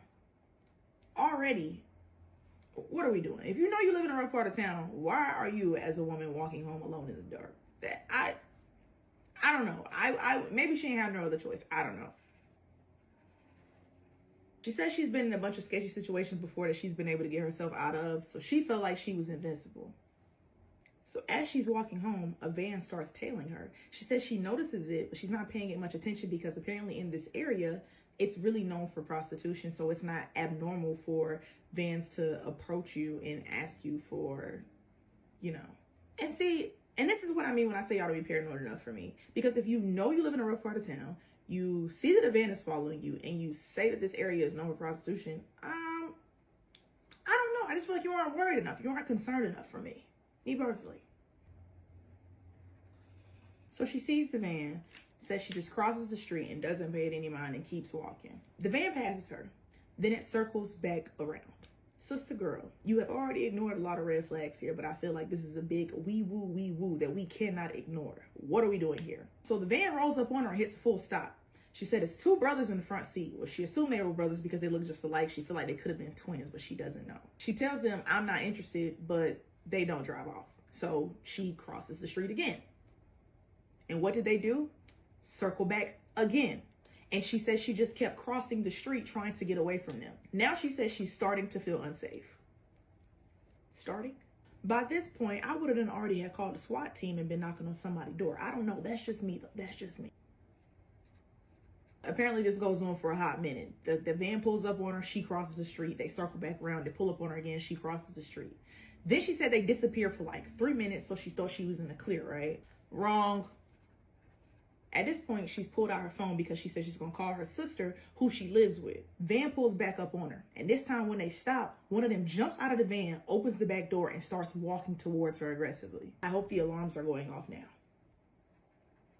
In a panic, she turns her phone around and acts like she's recording. It's like, this is live right now. I've already got your license plate and told my friends who you were. The police are on their way. I'm going to give her a little credit right there because that's quick thinking. You wouldn't have had to think so quick had you been thinking from the beginning. The man stops, stares at her for a second, looks at the phone, then jumps back in the van and hauls tail. Shorty says she afraid to walk by herself even during the daytime now. Understandably so. But like I said, not paranoid enough because the first time I saw the van circle around, hi FBI, immediately. I'm not playing no games. To be honest, I would have been on edge as soon as I seen the van. Anytime I see a van drive down the street, I'm nervous. So cute. I don't know, but y'all stay safe out here. A lot of people were asking for a story time, so I'm gonna give it to you. This is the story of how the devil was in my garage. I'm not kidding. I'm genuinely not kidding. This all started when me and my lovely friend decided we're gonna go see Moana in theaters because we have nothing better to do. We go to buy our ticket at the front desk. Oh, the showing's canceled because not enough people want to see it. But since we were there already, we decided, let's watch a movie. Wait, what's this one? What's this one called? I'm not gonna say I don't want that energy in my house, but you can infer. We go in the theater. 2 couples are there. Should have been our first warning. We're in the back giggling. It's a great time. We decide, oh, we have no idea what this movie's about, so let's watch the trailer.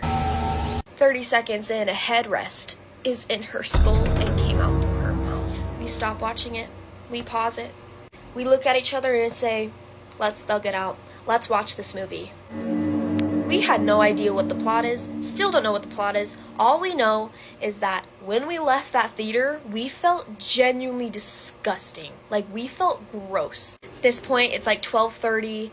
She's telling me, text me when you get home, and I'm like, yeah, same, because we are scared. I pull in my garage. Mind you, I've only been in the garage for about 5 minutes, okay? The garage door is still open, so the sensor only goes off when the garage is closed, if that makes sense. And it also goes off after like 20 minutes, so I was chilling. I look up. I see my door to the house tilted down, opening and closing.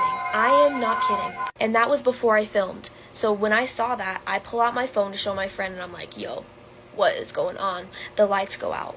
Hey, the sensor doesn't do that. That doesn't happen. That doesn't happen. My heart is in my butt crack. Yes. It is out. Like, it is on the seat, on the floor. It is out. I immediately lock my doors, and I just stay in the car for about an hour, okay? Trust me, I would have left, but I got 2 little brothers, and I genuinely thought somebody was in the house, so I was not gonna leave them. After about an hour, my friend is like, hey, FaceTime me, run in the house. Let's go. And I was like, you know what? Let's do it. Got my blanket in one hand, my phone in the other. I'm running. Oh, mind you, I can't go in front of my car because there's a bunch of like piping stuff. So I have to go to the back of my car and around. Okay, if that makes any sense. I don't know if it was me. I don't know if it was the devil. But a big metal pole comes crashing down. My friend can attest to this. She heard it over the phone. I start screaming. I think there is somebody behind me. I go inside. I lock that door. I'm walking up the stairs, and I hear noises. Okay, and it's coming from the garage side of the house, which it could have been upstairs or downstairs. I thought it was upstairs. My mom wakes up. It's like 1:30 in the morning, and she's like, boys, go to bed. She's yelling for my brothers to go to bed. So I'm going into the room thinking it's them. I'm like, guys, what are you doing? Like, why are you making all that noise? They're almost asleep. They're looking at me, they're like, we thought that was you. Oh! Mind you, while I'm having this conversation with them, there is still noises. And now that I'm up there, I realize it's coming from the garage. So at this point, I was feeling brave. I was feeling real brave. I want to be that good older sibling and protect my little brothers. So I tell them to come with me and check out the garage. I have them wait by the door, holding it open because it closes automatically, so I don't know why it was open in the first place. And I walk around my car, and I see just the metal pole is on the floor. What were those other noises, you may ask? I don't know. I'm still trying to figure that out. And trust, I'm not lying. Like, this seriously was the scariest thing ever. I run inside. I lock that John. I tell them to go to bed. I take a 10 mg. I'm in my bed. Can't sleep. Around 4 a.m. in the morning, I'm just looking up on my ceiling, and I see a light come from my window. Mind you, these were closed, but you can still get light from out here no matter what. I look out the window. My neighbor's motion sensor light goes off, okay? It's 4 in the morning. It detects things from the road. There were no cars. Trust me, my window was open. I would be able to hear if there were cars coming or not. Nobody was out either. I'm on my 5th prayer by morning. Basically, moral of the story, I'm never watching a scary movie ever again because I know for a fact that brings the devil into your house.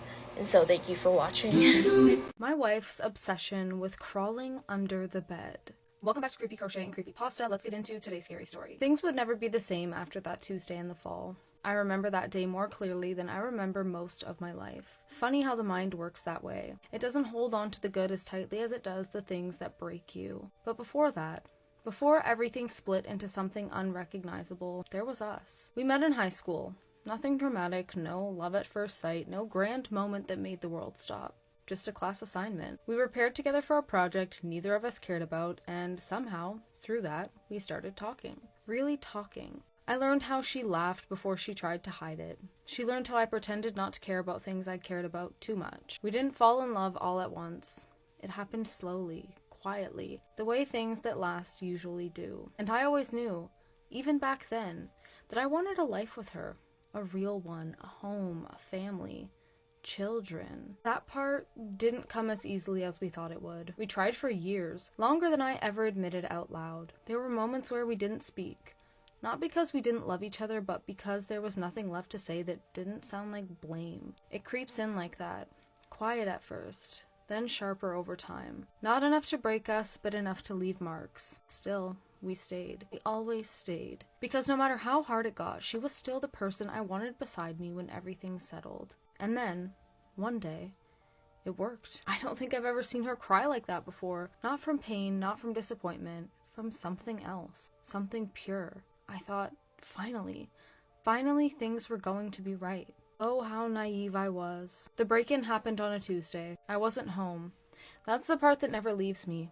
I wasn't there to protect her. By the time I got back, it was already over. The damage had been done in ways no one could really explain properly. The police told me to stay calm, told me they'd handle it. I didn't want them to handle it. I wanted to. There's that movie, the one where the man hunts down the people who took everything from him. Slow, brutal, personal. For a few days, I understood that man more than I should have. I went looking. Not thinking clearly, not thinking at all, actually. But the police found him first. Caught him, processed him, buried him in years that were supposed to mean something. It didn't. Nothing did after that. When we lost our world, something in her changed. Not loudly. She became distant from herself. Like she was still there, but not fully present inside her own body. I told myself it was grief, trauma, something that would pass with time if I stayed close enough. If I took care of her the way I was supposed to. So I did what I could. I installed cameras around the house. At first, it was for protection. After what happened, I wasn't taking chances again. Every entrance, every angle, every blind spot covered. Then I added more. Inside. Not because I didn't trust her, because I didn't trust the world anymore. That's when I started noticing things.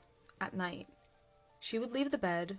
Not every night. Not at first. Just sometimes. Slow movements. Quiet. Like she didn't want to wake me. I thought she was sleepwalking. Grief does strange things to people. I didn't question it. Not until I heard the sound. It woke me one night. A soft, rhythmic noise. Wet. Almost familiar. Like someone drinking from a bottle. Or sucking on the last bit of something frozen. I sat there in the dark, listening, trying to convince myself it was something simple. Pipes, the house settling. But it kept going. Steady. Deliberate. And it was coming from below. I checked the cameras the next morning.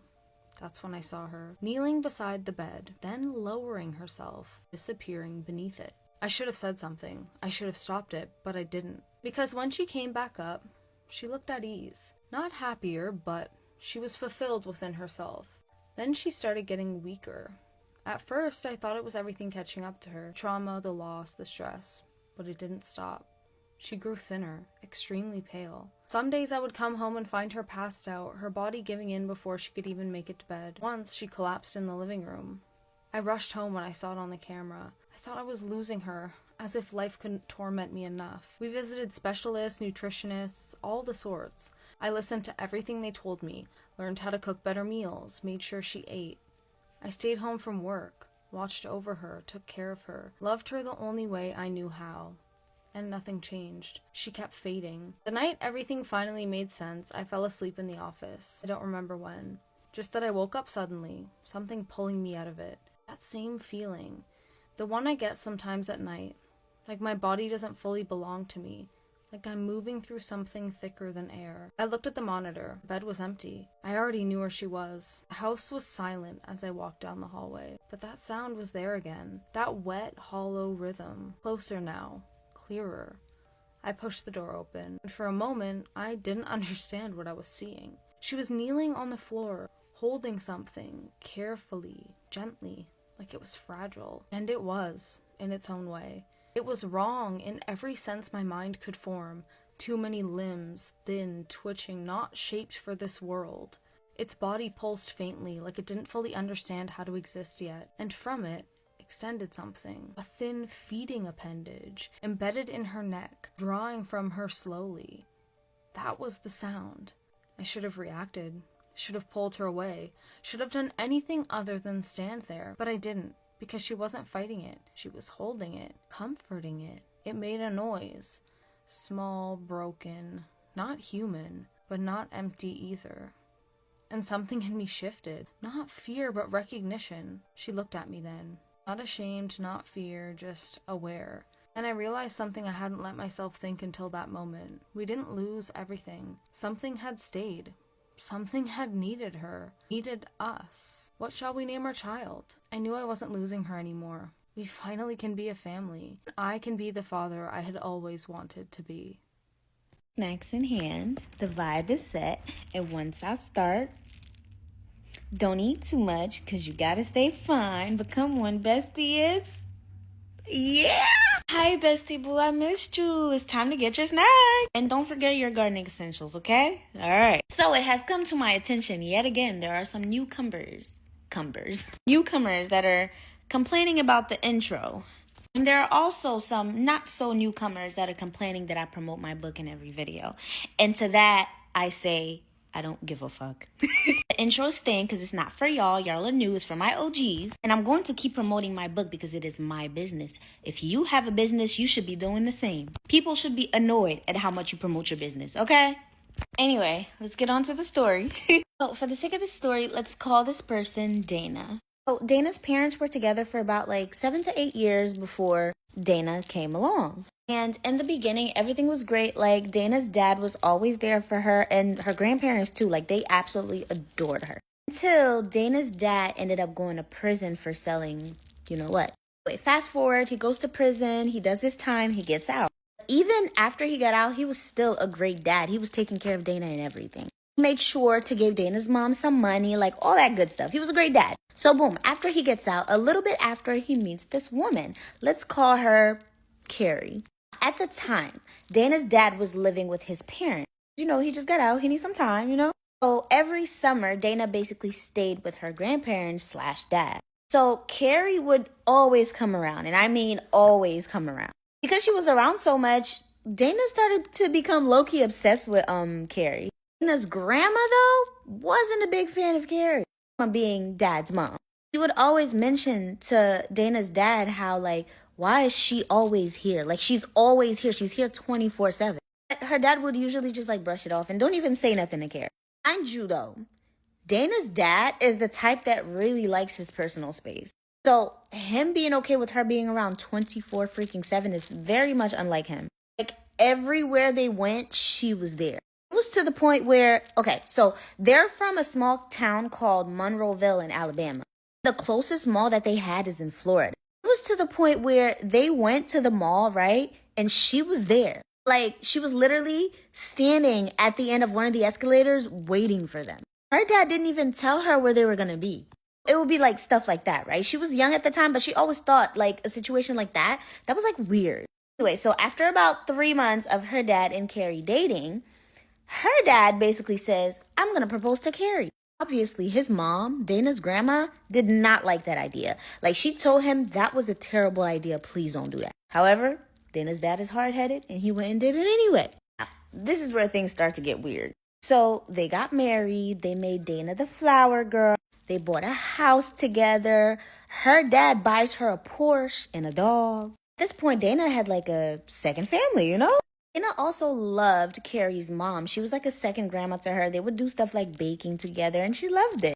Fast forward a little more, Carrie's parents buys this huge mansion type house. And Dana loved it there. She loves going over there. And it was to the point, and she's sad to admit this now, but it kind of became to a point where she started to like Carrie's mom better than her own grandmother. So I want to note that both families are supposed to be Christian. Except Dana's family was actually Christian. Her grandpa was a deacon and everything. Now, you know how I told you Dana's grandma didn't really like Carrie like that? The feeling was pretty mutual. Carrie did not like her either. However, Carrie loved her grandpa because grandpa loves to eat. The crazy part is Carrie don't even know how to cook. She can't really cook like that. But she could make a good drink. She could make a good ass drink. What she would do is she would constantly bring cakes and pies that her mom made, and she would bring him for Dana's grandfather, and he would love them, and he would eat, and eventually he loves Carrie too. Basically, everybody loves Carrie except Dana's mom and Dana's grandma. Those two, they're not budging. It's funny because when it comes to Dana's mom, Carrie actually hated her. And it's not like she did anything to her or nothing like that. It would be weird because if Carrie notices something that Dana's mom wear and it's cute, Carrie would copy it. So just to, give you a picture. Boom. Fast forward, they're married, mansions are involved in all of that. Eventually, Carrie basically tells Dana's dad, like, hey, let's have kids. Like, I want to have kids. So he's like, okay, they try. However, about 4 to 5 pregnancies that she had all ended in miscarriages. So that became really bad to where she just entirely gave up. She's like, I'm not going to try to have kids anymore. But she has a brand new idea. And this idea is to convince Dana's dad to get full custody of Dana. Dana's dad agreed. They took Dana's mom to court and everything. She won, of course, because it's not like she was an unfit mom. She was a perfect mom. She still felt betrayed because it's like, why would you let this girl convince you to take my daughter away from me? So after they lost the custody battle, it's kind of like Carrie lost all type of interest in Dana. As a result of the custody battle, dad ended up being on child support. So when this happened, it got to a point where it became damn near impossible for Dana to get in contact with her dad. And come to find out, it's because Carrie had her and Dana's dad, let's give him a name, let's call him Mark. Carrie had her and Mark sharing one phone, and she was controlling said phone. She can see any messages, calls, anything that comes in out of it. So anytime Dana or Dana's mom would try to contact him, they can't get through. Which is even funnier because this is so unlike Mark. If anybody knows Mark, Mark is conceited as fuck. He loves himself. He's always taking pictures. He goes places. He loves taking the pictures and sharing them. So sharing a phone really, really did not sound like him. Anyway, the older Dana got, the more estranged she felt from Carrie's family. Like at first it was good, but now it's just kind of like she's just whatever. To the point where whenever Dana was around them, she felt like a damn orphan. She barely stayed at her dad's house anymore. She didn't even have a room there. She was always welcomed, but she never felt welcomed, But that's still her daddy, you know what I mean? So she's like, the one thing that still kept her having go back to that house is just her daddy. So every time she visited, her dad would grill some chicken. And she said it's like literally the best chicken she's ever had. Every time, she don't eat nobody else but her daddy's chicken. But while being over there all the time, she started to notice something. They always had a fly problem. Like even in the wintertime, they always had a fly problem. If you've been following me, if you know, you know. So keep that in mind. Anyway, so whenever she'd go over there, every Sunday they would all go to church. And then after that, they would go to Carrie's mom's house to eat Sunday dinner. Like I said before, at first, everything was good, like she used to love eating dinner at, that house. But eventually she started to notice that the food kept making her nauseous. Every time she ate it, it made her nauseous. So eventually she just kind of stopped eating it. But for some reason, when she stopped eating their food, they started treating her worse. Like the way they treated her started to become unbearable. Damn, I can't speak. Carrie was always nice, nasty to her, like very passive aggressive, For example, some new Yeezys had came out, so her dad was gonna get himself one and get Carrie one too. But Carrie talked him out of getting Dana one too. So they got Yeezys and Dana didn't get anything. Another example is that, what I call her, Carrie? Carrie's dad owned a trucking company and Mark at some point was working for that company. Sometimes Mark would bring Dana along on some of his routes. Carrie was not having it. She said that gotta stop. And she kind of has a say because it's her father's company. Now, while all of this is happening, right? Dana's father started to notice some of these things, right? And when they first moved in together, also being in Carrie's parents' house, he noticed certain decor. And at first, he just thought, oh, okay, African decors, that's cool. But then eventually it started to feel very much like, I don't know, this is very much deeper than just decor. Okay, so keep that in mind. I'm almost running out of time, so comment for part 2. When I was 13, I had an entire fake friend group that I made up for the sole purpose of sneaking out with my 16-year-old boyfriend. See, supposedly he was always grounded, and the only way he could ever leave his house was if he waited until his parents went to sleep and then he snuck out. But he didn't live walking distance from me, so I had to have my mom drop me off at a park near his house. As far as my mom knew, I was going to Jessica's house, and I didn't know her address by heart. I only knew how to walk there from the park. The first couple times we did this whole thing, Dylan and I walked around aimlessly until 5 in the morning when the sun started coming up. And then he went back home and I blew my mom's phone up until she woke up hours later, and then I had some excuse for her to come get me at 7 in the morning. But one night, as Dylan and I were walking around, he said, you know what, my house is down here. I need to go home. And I said, what? It's only 1 a.m. And he was like, yeah, but I have to go home. Every time we wait until 5 a.m., we're risking me getting caught. And I was like, what about me? I'm gonna be out here alone with nothing to do in the dark on a sketchy side of town for hours. It'll be several hours before the sun comes up, let alone when my mom will be awake to come get me. But he really did leave me, and there was born a series of unfortunate events for me. Now, my first thought was to go back to the park. But when I got there, it looked a whole lot different now that it was the middle of the night and I was alone. It appeared that this park was a very popular place for unhoused people to come and sleep for the night. And now I guess so was I. I really didn't know where else to go. It felt like the park was the safest place. So I just sat there for a while, but sometimes an unhoused person would come up with all their luggage and like lay down on the benches next to me, and I would have to go find a new spot. Cause I was just worried, like, what if they're dangerous, you know? But hey, by the end of the night, it was only housed people that messed with me. Interesting. Now, I literally had nothing to do, and I didn't want to sacrifice the charge on my phone and my iPod Touch. That I had to carry around 2 devices back then, okay? And one time my phone did die, and I literally had to walk around trying to find Wi-Fi from people's houses so I could connect my iPod Touch and contact my mom. So my biggest hurdle in the beginning of the night is just being bored AF. Like, what do I do? And at some point, I'm like, why don't I just go to sleep, dude? Like, I'm exhausted. It's 2 in the morning. There's nothing going on. But obviously, I'm not just gonna lay down in the grass all exposed. So I had the genius idea to go lay down in one of those tunnel slides, okay? I know, super unsafe to fall asleep like this, but like I had been there for a while and nothing was going down. I was pretty sure no one saw me get into the tunnel slide, so I felt safe. But I was only in there for maybe like 15-20 minutes before I started hearing a bunch of men's voices coming up. They were speaking Spanish, and I don't speak Spanish, so I didn't know what they were saying. I didn't know what they were up to. And that just made things a whole lot scarier, okay? I was pretty sure they weren't there to see me get into the slide, and they had no idea I was there. So I just laid there super still as they came closer and closer. Now, this next part is very embarrassing, okay? As I was waiting and hoping that they would just leave, they actually came up right to where I was, and I heard one of them start peeing on the side of the slide that I was in. And at this point, I'm thinking it's personal. I'm thinking that they knew I was in there. Looking back, I don't think they did. But in the moment, I'm like, oh, this is phase 1 of them, like, attacking me, right?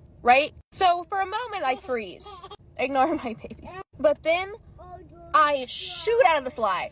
I shoot out and I run. And I think those guys were probably really confused. I don't think they knew that I was there. So now I'm like, okay, I have no choice but to keep moving. And this is where it gets scary. So I find a well-lit street and I'm walking down the sidewalk. I don't know where I'm going. I'm just walking. The place that I thought was safe was not safe. So now I'm playing it by ear. So I'm walking down the street and I notice these 2 guys are kind of behind me, right? They look clean. They don't look like scary or dirty or anything. And it looks like they're just walking. So I'm just like, I'm aware of it. I'm looking back, I'm like, okay, these 2 guys are like 15 feet behind me. But then as I'm looking back, they start to kind of like come up a little bit closer on me. And then they start going, hey you, hey ma'am. So I'm like, oh hell no, what business do you 2 men have talking to me in the middle of the night? So I start walking faster. And I notice that they're also picking up speed. And they're still occasionally like, yo ma'am, hey, me?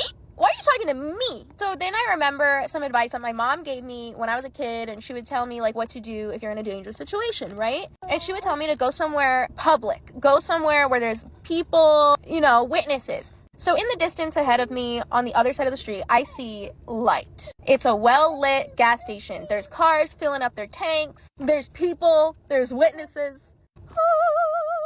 Okay? That's where I need to go. So I start running, dude. And once I get just across the street from the gas station, I cross that street. I jaywalk across that street. And guess who is on my tail? Those 2 men. Like, literally, what are you doing? So I'm like, okay, they're for sure trying to do something to me, because what do you mean? So I go into that gas station. I have no money. I don't have anything to be buying or anything, but I'm just walking the aisles. And guess who else enters the gas station. Those two guys come up to me, and one of them says, "Hey, we were just trying to help you." And they looked at me like like I'm so dumb. And I'm not gonna lie, like, it worked on me in that moment. Like, I was 13, like, I felt stupid. Like, oh, was that dumb of me to be running away from these two dudes? In retrospect, no. And also, like, if you're trying to help me, like, why not offer help now that we're in a well-lit public area? But I'm feeling pretty stupid and scared also. So now that I'm safe-ish, I don't know what to do. I can't just, like, wander around this gas station forever. Like, now I want to sit down. So I exit the gas station and I just sit on the curb right outside of the door where I could easily run back in. It's super well lit. There's a lot going on. Like, there's a lot of people coming up and pumping their gas and stuff. There's lots of people in and out. So I'm sitting there for a while and I see this super nice, like, classic looking car pull up. And the people I saw come out of that car, it is like something out of a movie, dude. And okay, I've told the story in the past and people got upset that I like mentioned race, and I'm only doing that to give you like a visual. So I see this nice like classic vehicle pull up at the pump. Some people come out of the car and start walking into the doors. So they're walking towards me.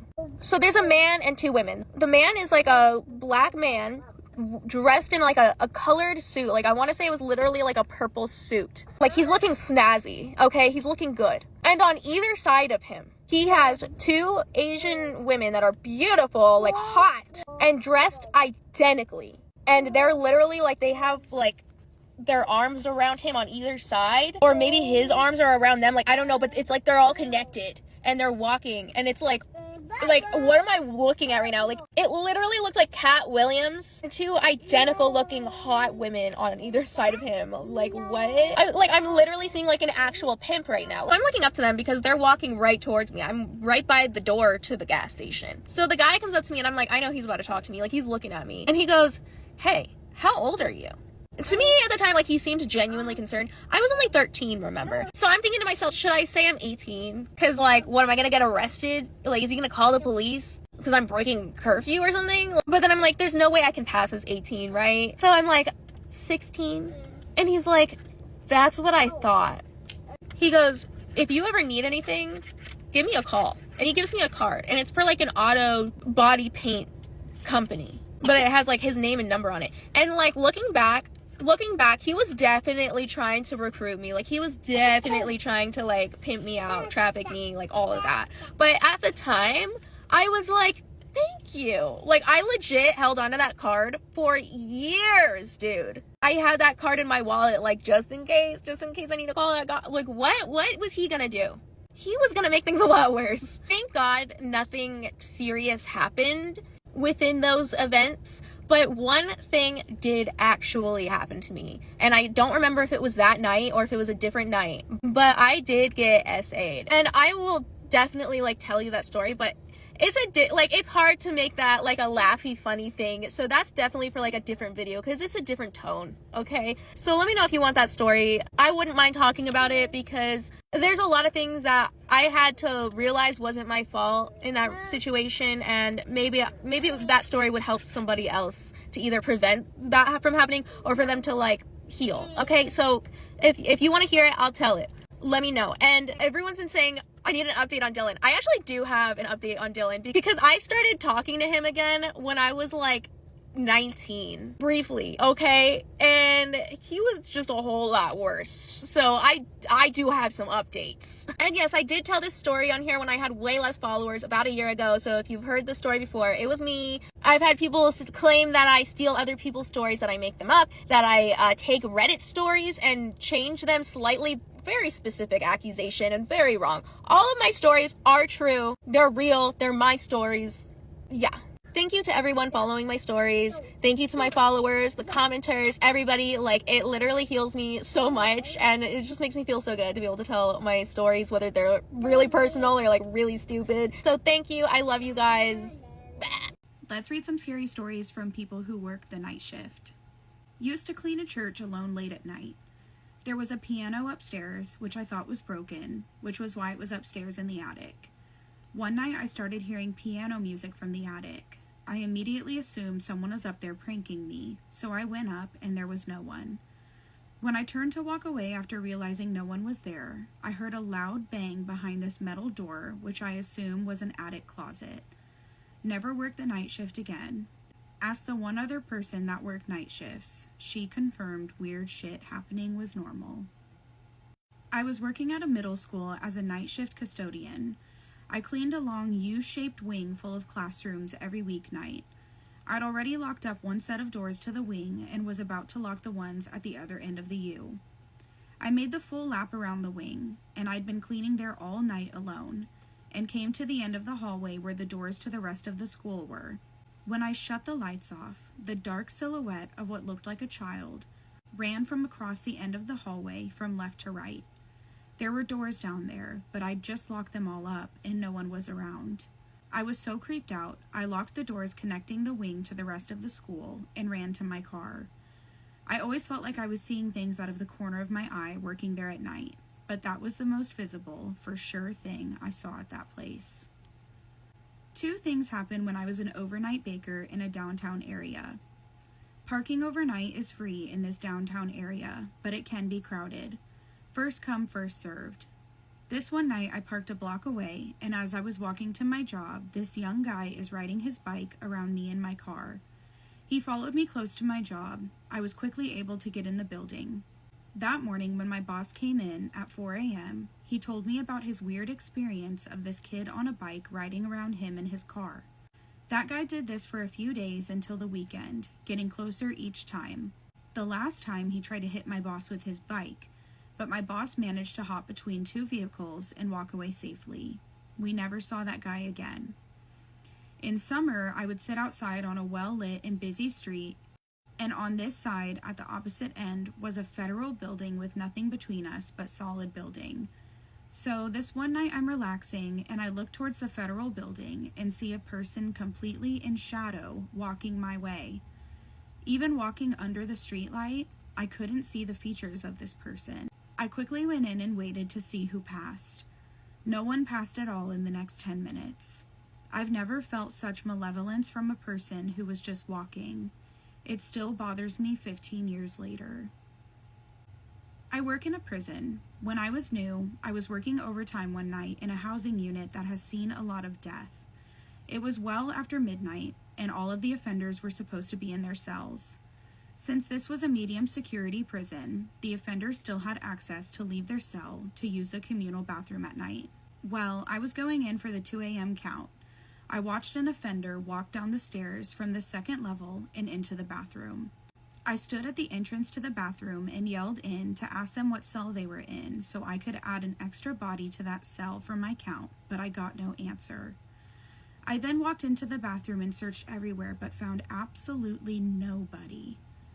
I told one of my coworkers about what happened, and the first thing they asked me was he tall and skinny with long dreads? When I answered yes, I was told, that's Mr. Bones. He took his own life a few years ago, but he still hangs around. I still get goosebumps thinking about it. That last one is kind of sad, but I would never, ever, ever work the night shift. No, ma'am. Want to get creeped out? Have you ever heard of the man in the fields ritual? Well, Jessica has a story of someone who tried it and they wind up not being able to complete the ritual in time and spend a terrifying night in their safe room experiencing the man in the fields potentially outside their door. You might want to hear this one. I'm going to be telling you a story about someone who tried the man in the fields ritual. This guy who decides to play this game, his name is Zach. He bought his first house when he was 18 years old. Really small. He said it was 1 bedroom, 1 bath, kind of like in the middle of nowhere. Okay. He also said like he bought this house because his mom passed away when he was young, when he was a teenager, and he got an inheritance and used it to buy his first home. So he also says that he's always felt like he's unlucky. Things go wrong. He just feels like he's the most unlucky guy in the world, basically. One thing after another type deal. Exactly. So he hears about this ritual and he thinks that like this wouldn't be super hard. I'm a single guy in a tiny house. I can do this. So he decides to do the hour. Ooh. So that's the financial safety, physical safety, and no negative consequences for a whole year. Yeah, exactly. So he decides I can do this in an hour. No problem. So his safe room, he has a small storage space kind of near his front door. He said it's almost like a big walk-in closet, basically. And it's mostly filled with camping supplies, totes, stuff like that. He set up a cot in there. He put a pillow on the cot, blanket on the cot, because he's going to sleep in there. He also put a deadbolt on the inside of the door so that he could lock the door when he was sleeping in there that night. Smart. Like, he thought ahead. Yeah, he really thought this through. So he starts off with that room. He said it was so quick. He got it done really quickly. Nothing had a whole lot of lids. A couple things he had to close, and then he moves on to the living room. He's checking video game cases. He's double checking that all of his windows and everything in the living room is closed. And that's basically all he has to do in the living room. Okay. So then he moves on to the bathroom. And by the time he's done the living room, it's 11:20. So then he moves on to the bathroom. Oh, wow. He's making good time. He's quick. Yeah. Now he moves on to the bathroom, closes the toilet, closes the drains, caps on like cologne bottles, double checks his 6-in-1 shampoo bottle. Jesus Christ. Just double checks all the things that he has in there. That's pretty quick. By the time he's done that, it's 11:30. Like, quick. He moves onto the kitchen and he starts with his Tupperware. Every single one of them has a lid, but it takes him longer to do this than it did the last 3 rooms. And then he starts second guessing himself and he's questioning if he has to put the lids on the pots in his drawer under his stove. So he's questioning that, and You do, for sure. For sure. I'm just saying. For sure. And then he checks the time. It's 11:51. Oh, fuck. He realizes... Did he do his bedroom yet? No. Oh, fuck. Okay. And he realizes he hasn't done his bedroom. There's no possible way that he is going to finish doing this in time. As he realizes this, he feels a freezing cold breath on the back of his neck, and all he can smell now is rotten eggs. Oh, that's not a good sign. So he panics. He runs straight to the storage, closes it, deadbolts it. He says he closes his eyes, his mouth, and he's holding his cross, which, oh yeah, he left a cross on the BT dubs. And he's holding it on his chest. He has no idea of what time it is. And then he hears the doorknob rattling and shaking so hard that he thought it was going to be ripped right off the hinges. And like, at this point, obviously we know it was around 10:51 when he ran in there. So we don't know how long he's been in there. He has no idea when this starts happening. Oh, fuck. But he said it feels like he could hear the rattling of the door for hours. Jesus. And then he started cold sweating. He's shaking. He's filled with a lot of regret. Another unlucky situation. Oh, God. Poor guy. Suddenly, he starts to hear his name being called by his dad. Oh, no. But it's not in the right pitch. Oh, fuck. And the voice is saying, oh, God. Zach, I know you're afraid. You can come out. It's okay. And then it repeats, come out. It's okay. And it repeats that over and over and over. And each time it gets louder and the voice gets deeper and raspier. And he says he has no idea how long that it went on for, but it felt like it was all night. He fell asleep at some point throughout all of this somehow. He woke up the next day, didn't hear anything, came out. He saw that it was 3 p.m. Yeah. Oh, wow. When he came out and he walked into his kitchen and the living room and just everywhere, he noticed that every single thing that he had previously closed was now open again. Oh, interesting. Everything from like living room, bathroom, all of the Tupperwares again. Right. There was lids on the floor. Oh. Everything, every single thing that he had closed was now open. Oh, fuck. That would make me very scared. So he said after he did this ritual, he stayed in his house for a while, but he said there was just something that had changed. It felt like something was there with him, especially in the evenings. He felt like it was almost too quiet all the time, even more so than it was for him before as like a single guy who lives at home alone. So he ended up selling his home. Oh, wow. Moving in with his dad, and he is still currently with his dad and now planning on buying a new home and not planning on doing this again. Oh, fuck. Yeah, that is terrifying. Wow. No judgment, but he shouldn't have chosen to do the hour. No. It's just too risky. No one can finish this in an hour. There's no way. And this is why I don't play with Ouija boards or try to talk to the dead. What's up, creepy crew, and welcome back to Mailbox Monday. Sorry if I look a mess. I just got back from the gym. Am I showing y'all my muscles or flexing my SpongeBob tattoo? The world may never know. But anyways, there's this girl. I'm not sure if she wants to be kept anonymous or not, so let's call her Alyssa. So Alyssa wanted to start out by saying she was young and dumb when she did this, especially considering she had been seeing spirits since she was 5. 5? The Lord knows who to let see spirits and who not to. Because had I seen a spirit at age 5, I probably would have became one. Alyssa said when she was in the 6th grade, she was sitting in her room bored, and for some reason she came up with the idea to try to contact the spirit. Excuse me? When I was in the 6th grade, my ideas usually consisted of mixing 3 different Kool-Aid flavors together to see what I could create. Contacting a spirit never crossed my mind. She said she didn't know who or what she was trying to get in contact with. She just wanted to see if there was a spirit in her apartment. You don't even have like a dead grandma you trying to talk to? Just free will and vibes, I guess. So she starts off by saying, if there's a spirit in here, reveal yourself to me. She didn't hear anything. She said she did said it a couple of more times and still didn't hear anything.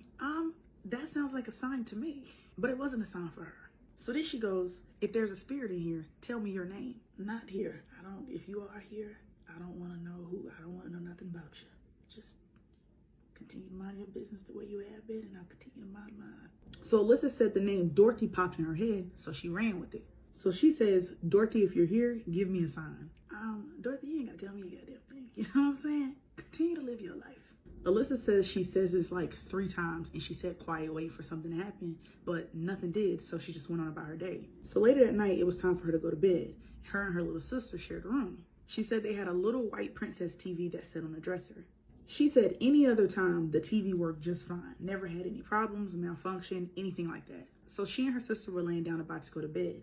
But before they went to sleep, they cut the TV off with the remote and then set the remote in front of the TV on the dresser. She says all of a sudden, the TV cuts back on and it's like a channel with just static. So she jumps up confused. She says she's looking around for the remote, but she can't find it. So instead, she gets up, turns the TV off by pressing the button in the back, and then she gets back into bed and goes back to sleep. No, I'm not getting no rest. Matter of fact, turning the TV off wasn't enough for me. I've seen the ring. I'm finna unplug this motherfucker and turn it around to face the wall. Ain't nobody climbing on this bad boy to get me. That's what I know. So as soon as she gets to dozing off, the TV cuts back on again. So she jumps back up again, confused. She looks over at her sister thinking like maybe she has the remote and she's playing, but her sister's asleep. So at this point, she wakes her sister up. She's like, yo, like, you got the remote? Like, you playing? Like, trying to get a little rest up here. And her sister's like, no, you put it in front of the TV before we went to bed, remember? I do remember, but clearly it's not there anymore, so I'm asking you, do you have it? Yes or no? Because if you don't, it's a demon in this room, and I'm finna leave. So she tells her sister that the TV keeps cutting on. She gets up to cut it off again, but before she can even get back to her bed, it cuts on again. This time, same static channel, but the volume is getting louder and louder. We will call the Ghostbusters, because what do you mean the volume's getting louder? Who has the remote? So her sister jumps up and she's yelling for her to turn it down. Don't you think I would if I could? It's the middle of the goddamn night. You think I'm doing this for fun? I just asked you if you had the remote. You said you don't. We don't know where it is. So she goes to the TV and turns the volume all the way down, but then it goes right back up to the max. She said she was so freaked out that she unplugged the TV and her sister slept with the lights on. Lights on? That's not enough. I'm not getting no rest in this room. We're either going to sleep in the living room or in our mom's room. Matter of fact, I'm not opposed to sleeping in the kitchen. Y'all telling this story to remind me to put my rings on. Y'all know I do not play. The next morning, Alyssa says she was still freaked out, but she was determined to figure out what had happened the night before. So she goes looking for the TV remote. She ends up finding it in the third drawer of the dresser. So a couple of nights later, her and her sister were asleep in the room when she got woken up out of her sleep by the feeling of somebody playing with her feet. She said her feet were being tickled. Now, that would have pissed me off. I don't like being tickled awake.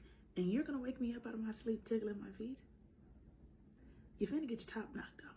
Alyssa says half asleep, she looks up and sees a little girl playing with her toes. That's Dorothy, and she would've got kicked in her mouth. Alyssa says she turned on the lights, set up, and stayed up the whole night until the next school morning. Is mom's room not an option? So some time passes.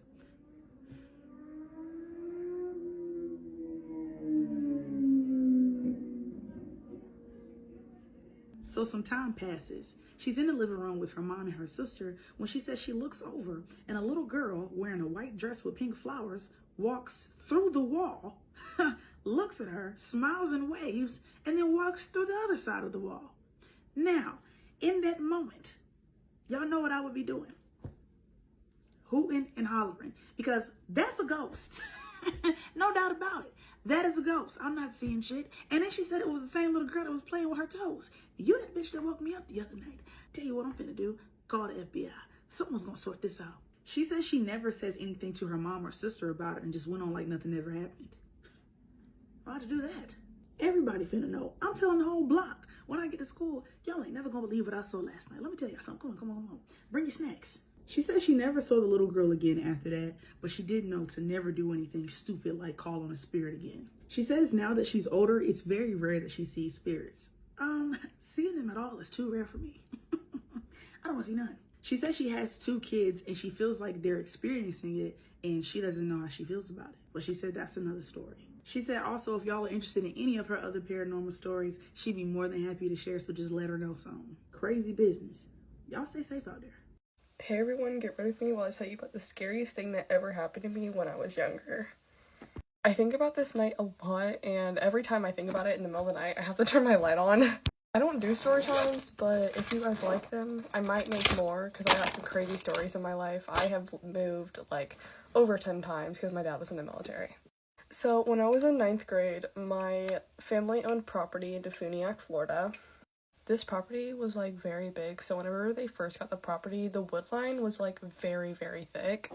Like it was almost near to impossible to just like go into the forest because they had to clear everything out. So the property was owned by like my dad, his dad, and then all of his like mini brothers. I have a very big family. And by the time that I had seen the property, there was already trails open and also 2 like big areas where my dad had built a barn, which was all the way over here, and then like one of the campers right here, and then a barn was right here, and then all the way over here after you go down the trail down there, very bit of a walk, is my granddad's camper, which was a very nice camper. Was me, my dad, my granddad, and my sister might have been there, but I'm not 100% sure. Me and my sister used to drive like the side-by-side down all of the trails, and my dad was making more trails and more space with my granddad. They've been working all day because we had stayed there overnight, but me and my sister were staying in the smaller camper next to the barn because that was my family's camper. And so since they were working on these really big machines, they asked me to go get them beer and water because, you know, they were working hard. So I walked down the first trail to go over towards, because they were working all the way over here, and the camper where all the water and beer were all the way over here. So I started walking the normal trail, and I went to go grab the beer and water, and I had like a little bag on me to keep it in. And after I had grabbed the beer and water, I heard the machines on the other side of the property. I'm lazy as fuck, so I decided to go take like a shortcut to get to where the machines were because I'm lazy.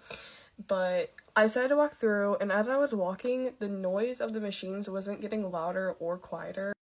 So in 9th grade, my first phone was a flip phone, some little Nokia flip phone that every time I dropped it, it would just break. And it barely worked, so I didn't want to take it with me in like anywhere I went, so I just left it at the camper because I hated that thing more than anything. And the only reason I even had it was because I was in theater and rehearsals were very like unpredictable. So at this point, I was walking the woods for a while, and eventually I reached these 2 streams. There's a really big one and then a little bit of a smaller one, and the water is like a really dark red.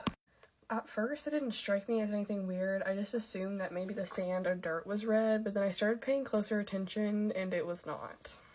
I wanted to get across because at this point, I was already so far out into the woods, I just was trying to get it over with. So at this point, I am trying to figure out how to get over the red water, but the water was like, the first stream was way too big for me to jump over, and so there's this big tree that had fallen that I could have walked across and go over it. So I walked across the tree, and then I just tried to jump over the smaller one. My foot kind of got in the water, and I had very light jeans on because like my dad always told me to wear jeans everywhere, every time we went to the property, and it had dyed the very bottom of my jeans and my shoes. After this, I had been walking for a little bit longer, and it started to get a little bit dark out, so I was like, okay, I'm not getting anywhere, the machines aren't getting louder or closer, I'm just gonna go back. So after I go back, I realized that the tree that I had walked over was not there.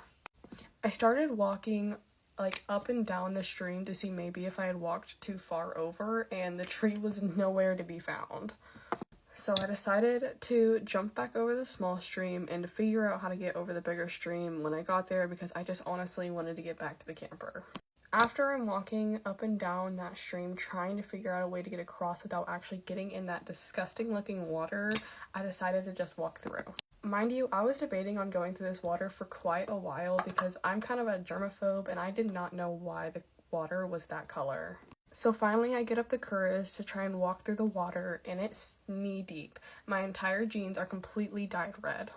And not like a light red, like a really dark, goopy red.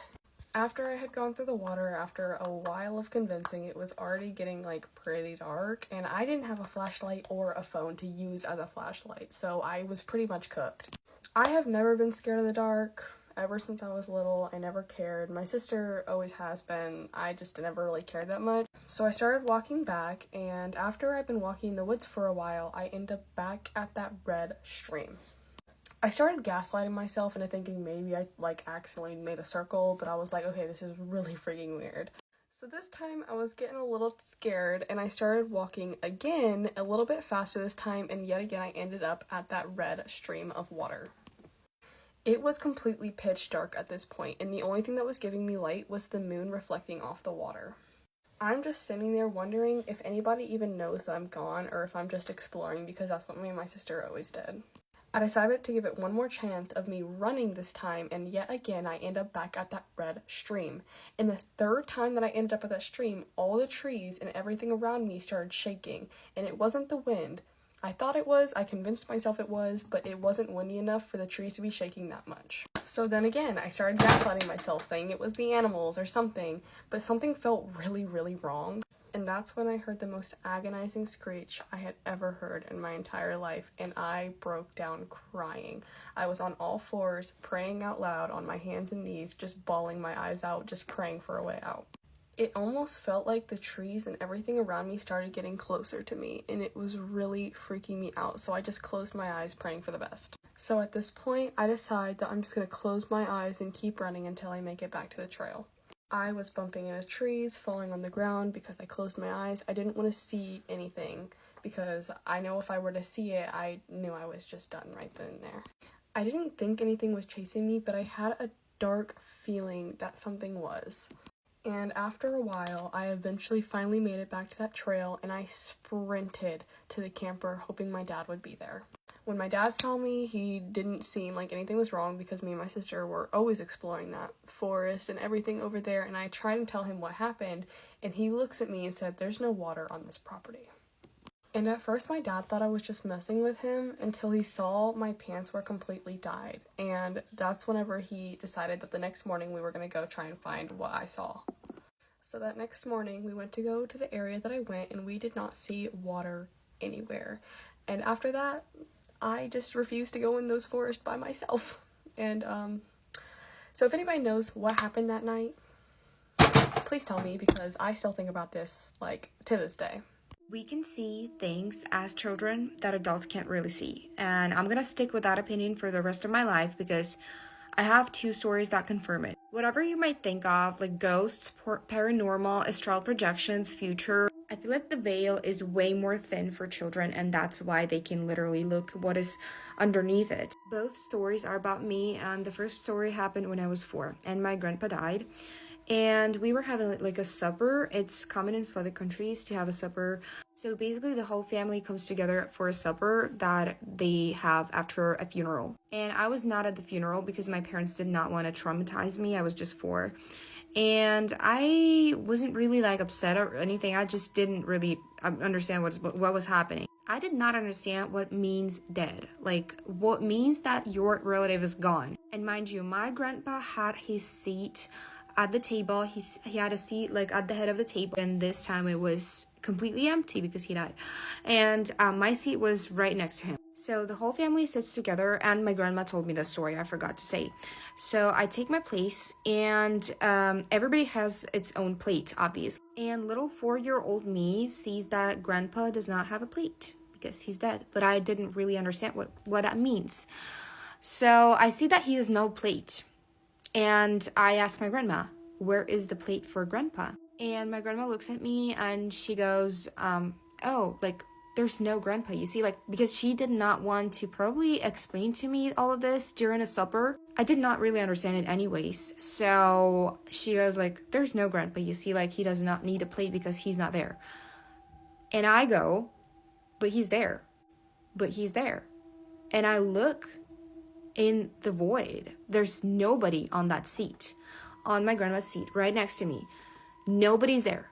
But I look at it, and my grandma was, she described it not as I looked at in the air, like staring completely blank, but I was like looking at somebody, but there was nobody. But it seemed like I was looking at the person.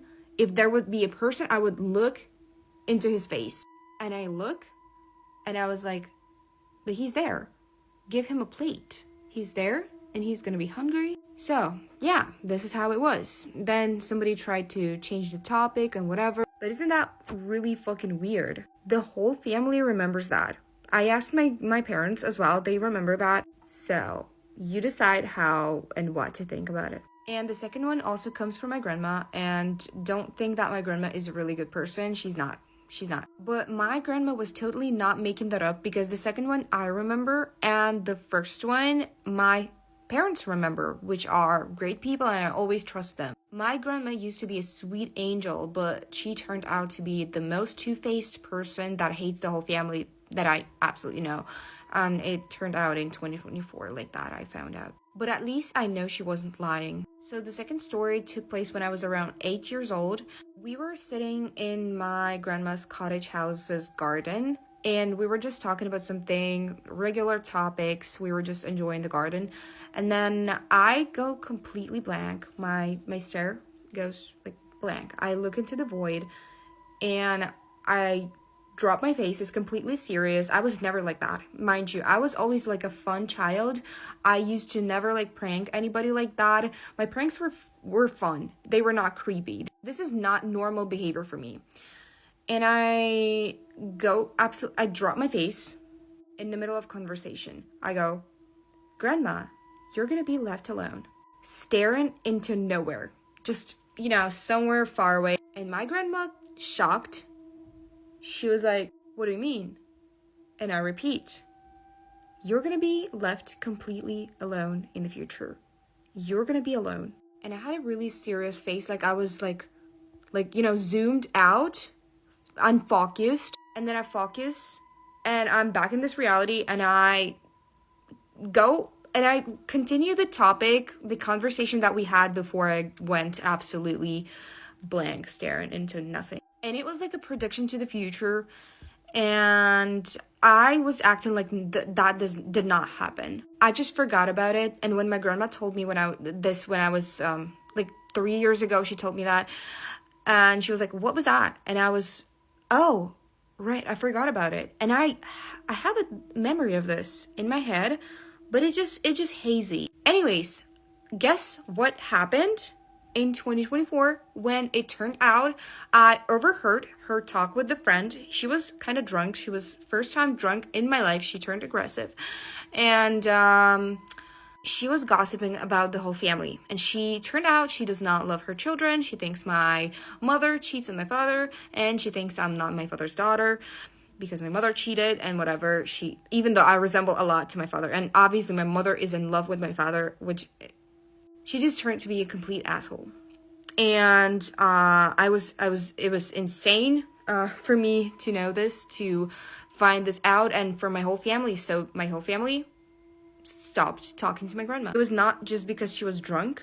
It was just right after the next morning when she was sober again, she started saying shit into my parents' faces, even her children's faces, my face, everybody's face. She started talking shit. I mean, I think she realized that she has nothing to lose. Everybody already knows that what she thinks because of her drunk talk. So she realized that she does not need to keep that mask on. And she was left alone.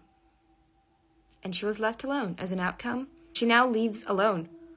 I tried to visit her and clarify why that happened. Maybe she regrets. Maybe she does not think like that anymore. I gave her the second chance, but she wasted it. She absolutely thinks like that still. And that's why she still is alone. She completely was left alone.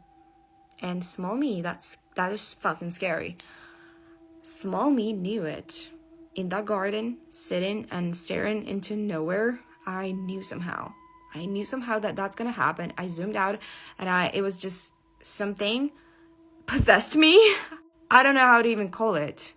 I certainly did not know it all the time, but this few seconds, I probably saw the future or something. And my predictions came true eventually. And I don't know how to even explain those stories. Just It's really fucking weird. That's for sure.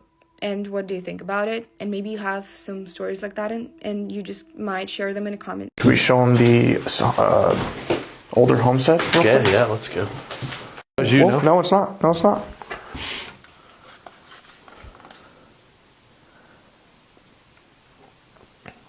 Was that you? Yeah, that's on either side. It went to both. Yeah. They used to say that given a dangerous situation, everybody either goes into fight or flight mode. And then they added freeze, and then they added fawn. And a lot of people thought it was kind of silly that they kept adding to it. I even had a therapist who kind of laughed it off as she explained it to me. But let me tell you, when they added freeze to the list, that actually made a lot of things make a lot of sense to me. Because there have been times in my past that I unfortunately froze. And I didn't know how to make sense of that. I thought there must have been something wrong with me. They say there's no perfect victim, and that's a phrase that resonates with me a lot. See, growing up, I absorbed a lot of early 2000s media. I had unmonitored internet access, and all of these things, including some of the people in my life, perpetuated an idea to me that sex and sexuality and sexiness was the core of life. And I've talked about this a lot, but I mean, just go back and watch any early 2000s movie. It's almost unwatchable nowadays. And as a child who struggled to fit in, I hypersexualized myself from the age of even 11. At 13, I got a boyfriend named Dylan that I risked my life to hang out with. So one night, after sneaking out with him, and he went back to the safety of his own home at 1 a.m., I had no choice but to wander the streets until morning when I could call my mom and ask her to pick me up from my friend Jessica's house. So after hours of being alone at night on a sketchy part of town and being harassed by grown men, I sat myself down at a park bench and waited because it was 4 a.m. now. The sun was due to come up around 5. I was almost there. It was almost time for all these sketchy, creepy people to go wherever they go and to be replaced by normal citizens. There would be light and way less danger. I didn't know that I was about to be wandering the streets alone. I thought that Dylan would be with me all night. So I wore my favorite orange mini dress. I had a smoky eye and my long black extensions down. And I just wanted to look cute for Dylan. But now that I was walking around alone at night, I was like a billboard for all these creeps. And I'm sure they could tell by my face that I was young. But unfortunately, I was also sexy. I wasn't really trying to be sexy. I was trying to be pretty. I was trying to be not ugly, but I might as well have just drawn a target on my face. So sitting at this park bench, I was feeling at ease. It was still dark out, but I could see pink in the clouds, like it was almost sunrise. And this guy came and sat down at the bench with me. He seemed nice enough. I didn't think much of it. I wasn't scared of him. He introduced himself. He said his name was Jay, and I told him my name. He asked me how old I was, and I was honest. I told him that I was 13, and I said, "How old are you?" And he said he was 19. But looking back, I think he was much older than 19. He asked me what I was doing out so late, and I just said I was waiting for my mom to pick me up. And I asked him the same. He said he was waiting for the bus to pull up right there, so that he could go to work. We had some casual conversation. He asked me a lot of questions, and I answered them. What school do you go to? What do you like to do in your free time? And the questions were becoming more rapid, until he asked, "What color are your panties?" I thought about that question for a moment. I had been groomed by the internet and movies, and even porn, to think, this question is really a test of my bravery. Am I going to be scared by the idea of sexuality? Or am I going to be aloof and nonchalant and say, they're blue, no big deal? I didn't know that by answering that question, I was really answering an invitation. I just wanted to be cool and mature. What he asked me was if I wanted to go on a walk around the park. And I said, sure. And hey, your bus is pulling up right there. But he said, it's fine. And we began to walk on the trail around the park. But we only got a few feet before he picked me up and threw me over his shoulder. And in that moment, 2 scenarios popped up in my head. A fork in the road of this timeline. 2 options for what I could do. On one hand, I could do what they tell you to do when somebody tries to kidnap you. I could scream and kick and say, put me down. But on the other hand, is he even kidnapping me? I mean, were we not just sitting down and talking and becoming friends? Maybe he's just trying to be funny and he's overstepping boundaries, but I don't want to make a scene and embarrass him or hurt him. So perhaps I should say something along the lines of, hey, what are you doing? Could you put me down, please? But as I became stuck between these 2 options, I accidentally did nothing at all. I froze. And I continued to do nothing as he hurriedly walked me across the park along the side of a baseball field and into a batting cage. Next thing I know, my back was pressed up against the chain link fence. My purse was on the bench next to us, and his arms were around me. My consciousness was within the few inches that was between both of our faces, and all I could do was smell his breath, because it was really peculiar. It was like nothing I had ever smelled before. Looking back, I could only guess that maybe it was chewing tobacco, but it was like a bitter, menthol-y scent that was really unpleasant. And then it was my front that was pressed up against the chain link fence, and his hands were under my dress, still over my underwear, but doing a lot of touching. And I was looking out at the sky because the sun was now coming up, and it was actually a little bit light outside. And in the distance, I could even see an elderly couple starting their morning stroll down the trail. And still, I did nothing, as I thought, am I about to be raped? Maybe he thinks that I want this. And really, it's my fault that I haven't said no, but I don't know how to say no. I mean, even if someone were to just offer me a sandwich I didn't want, I wouldn't know how to say no because I might hurt their feelings. So in a situation like this, I really didn't know how to say no, because if I say no, how embarrassed would he be? How disappointed would he be that I let him get this far, only to stop him this far in? And it wasn't that I was trying to say yes or allow it for his sake. I knew that I wanted this to be a no, but my voice was gone and my body didn't work. All I could do was stand there. I was frozen. I didn't do anything to save myself, but something did. God, a guardian angel, whatever you want to call it. It was exactly 5 o'clock. And on school days, that's the time that I woke up to get ready. But today wasn't a school day. And yet, my alarm had accidentally been set. So now my phone was going off, and Jay stopped. And he said, "Is that your mom calling?" And I was even ready to tell him, "Oh no, that's my alarm." But I didn't get the chance before he just ran away. And now I stood there alone, processing what had just happened. Was I just molested? I think I was. But what troubled me more than what happened to me was my response, or my lack of response. If I were to tell anybody about this, they would say, "Why didn't you do anything? Why did you tell him the color of your panties? And why would you want to tell him that it was just your alarm going off and not your mom calling? Did you want it to happen? You must have wanted it to happen." And I carried that around for years, not understanding what was wrong with me, why I would allow something like that to happen to me. And beyond the fact that I was only 13, still a child in a teenager's body and an adult world, it wasn't until I learned the concept of freezing that I was able to understand why I did that, and to have some compassion and forgiveness for myself, and to even be able to tell others what happened. This is the scariest thing that's ever happened to me in my entire life, and I wasn't even planning on making a video today, but I feel like I need to get out of my system because I have been welling up with tears and having full body chills from being scared.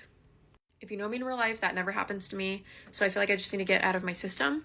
So this is that story. This happened 4 years ago. I was a freshman in college, and I was talking to this boy at the time, and he caught me when I was coming home for the weekend from college, and he asked if he could take me stargazing. I say yes. He picks me up. It's maybe 11, 12 o'clock at night. He drives me to the state park specifically because I had never been before, and specific to note about this state park next to my hometown, it isn't, when I say in the middle of nowhere, I legitimately mean in the middle of nowhere. The closest gas station is like multiple miles away. Nobody lives near there. Yeah, you get the gist. So we get there, he originally parks in front of this watchtower. We're walking up the watchtower. Something to note about me, you're gonna learn about 2 of my fears today. I am afraid of heights. The tower starts shaking from the small amount of wind, and I immediately am like, "Hey, I don't like this. We're about halfway up. I don't like this. Let's go down." So he's like, "Okay, I actually thought you might be scared, so I have an alternate way for us to go look at the stars, but we have to walk through the woods." Usually, and before I get any comments about that, I know, okay? I know. The only reason why I went is because he was like, "It's like a minute and a half through the woods." Perfect. A minute and a half. No worries. I shouldn't have listened to him because it was a 10-minute walk, if not more. It is so dark in those effing woods that you cannot even see your hand in front of your face. I'm walking through the woods, I'm doing fine. My other fear is the dark. Okay, I'm a full-grown woman. I am exponentially scared of the dark. Like, unrealistically scared of the dark. We're walking, we hit a fence, and not just any fence, a barbed wire fence. By this time, my eyes are fully adjusted in the dark, and out in the distance, I can see a barn. Right next to the barn, I see a big silo, and if you don't know what a silo is, it's just this big metal structure that holds corn where I'm from. A lot of farmers have them. And I immediately ask him, is this someone's land? He doesn't really answer me, and I'm like, no, seriously, is this someone's land? Because I'm not going to get shot tonight. Because where I'm from, they're not going to ask you on their 5 acres of land what you're doing on their land. They're just going to shoot you because they don't know who you are at midnight, 1 o'clock in the morning. Or I guess what you are. So finally he tells me it's someone's land, and I'm like, I'm not trespassing on someone's land. Like, no thanks. 3 strikes and you're out. I've walked through the woods. I have tried to conquer my fear of heights, and I'm walking in the dark. No. This is no. So finally he's like, okay, fine. Like, we'll go back to the car and I'll drive you home. As we're walking, I don't know what it was. The hair on the back of my neck suddenly stood up. I start to feel like someone is watching me. And all my girlies with anxiety like me, you know what I'm talking about. But this was different. This was different. This was like burning 2 holes in the back of my head because they're staring so hard. And it was so bad that I kept turning around and there was literally no one there. My eyes are fully adjusted at this point. There is no one there that I can see. And I start walking so close to this dude that I'm flat tiring his shoes, which means I'm like stepping on the back of his shoes every couple of steps, and he's getting super mad at me. But eventually I just grab his arm and I say, there is something out here with us. And I made sure to whisper it because at the end of the day, if there is a living human being out there, I don't want them knowing that I feel like something is wrong. And number 2, it was really quiet out there, like deafeningly silent. And he immediately tells me, like, Elena, it's okay, like, your anxiety, it's okay. I understand that you're scared of the dark, but everything's gonna be fine. Like, there's no one else out here. There's no other cars. Everything's gonna be fine. We take probably 3 steps and start to hear rustling. And immediately, this is when my breath literally is taken away. Like, I'm like, I can't breathe. And again, he's like rubbing my back and he's like, it's okay. Like, there is seriously no one else out here. You're gonna be fine. We're walking for maybe a minute. We have our flashlights out. From our right, a rock doesn't tumble out. It is thrown out into the middle of the path that we're walking. I mean, like, right in front of us. Like, someone threw it.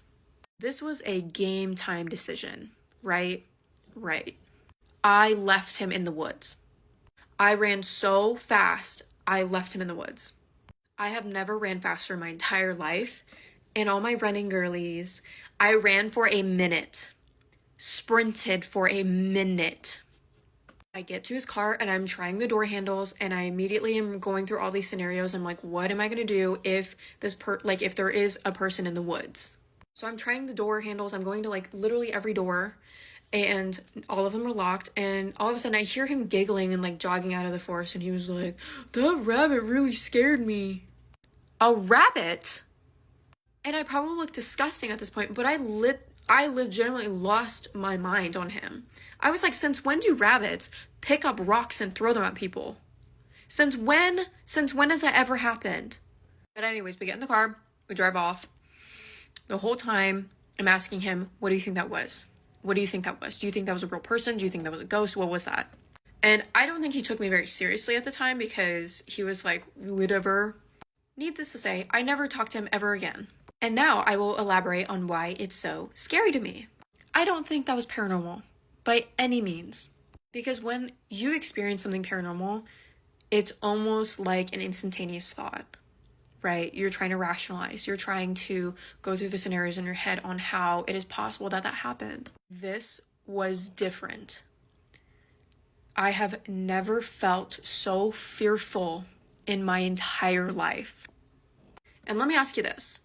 When you get home late at night, maybe after a night out, or when you get home from work, school, etc., what do you think you're going to see when you turn the light on in your room?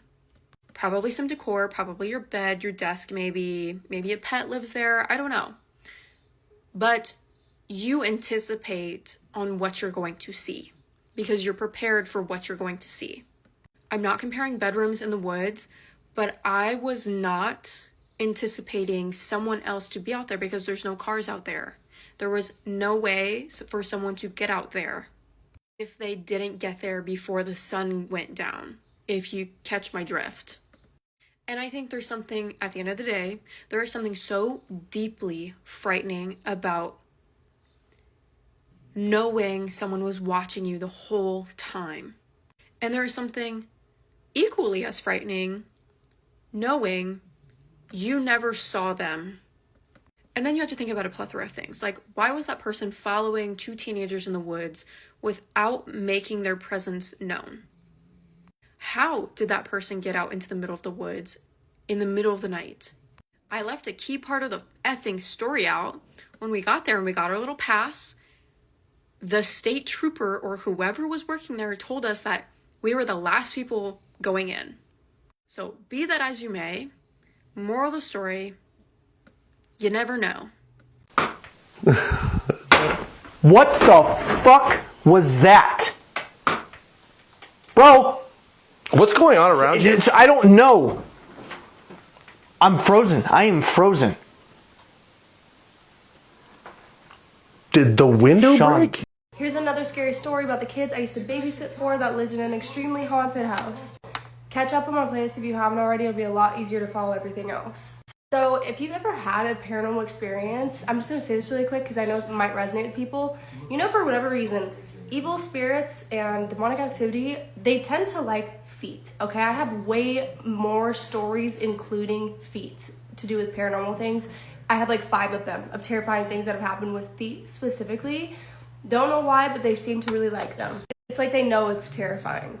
So this one time I was babysitting Luna, the oldest one, as we know. Pete is her imaginary friend. It was the evil entity that was thriving in this home, and she was closer with it than the younger one. The younger one, Aura, really didn't like this entity and was afraid of it. So this specific time, I remember me and the girls had a big day. I was with them like all day and a little bit of the night, so they were really tired.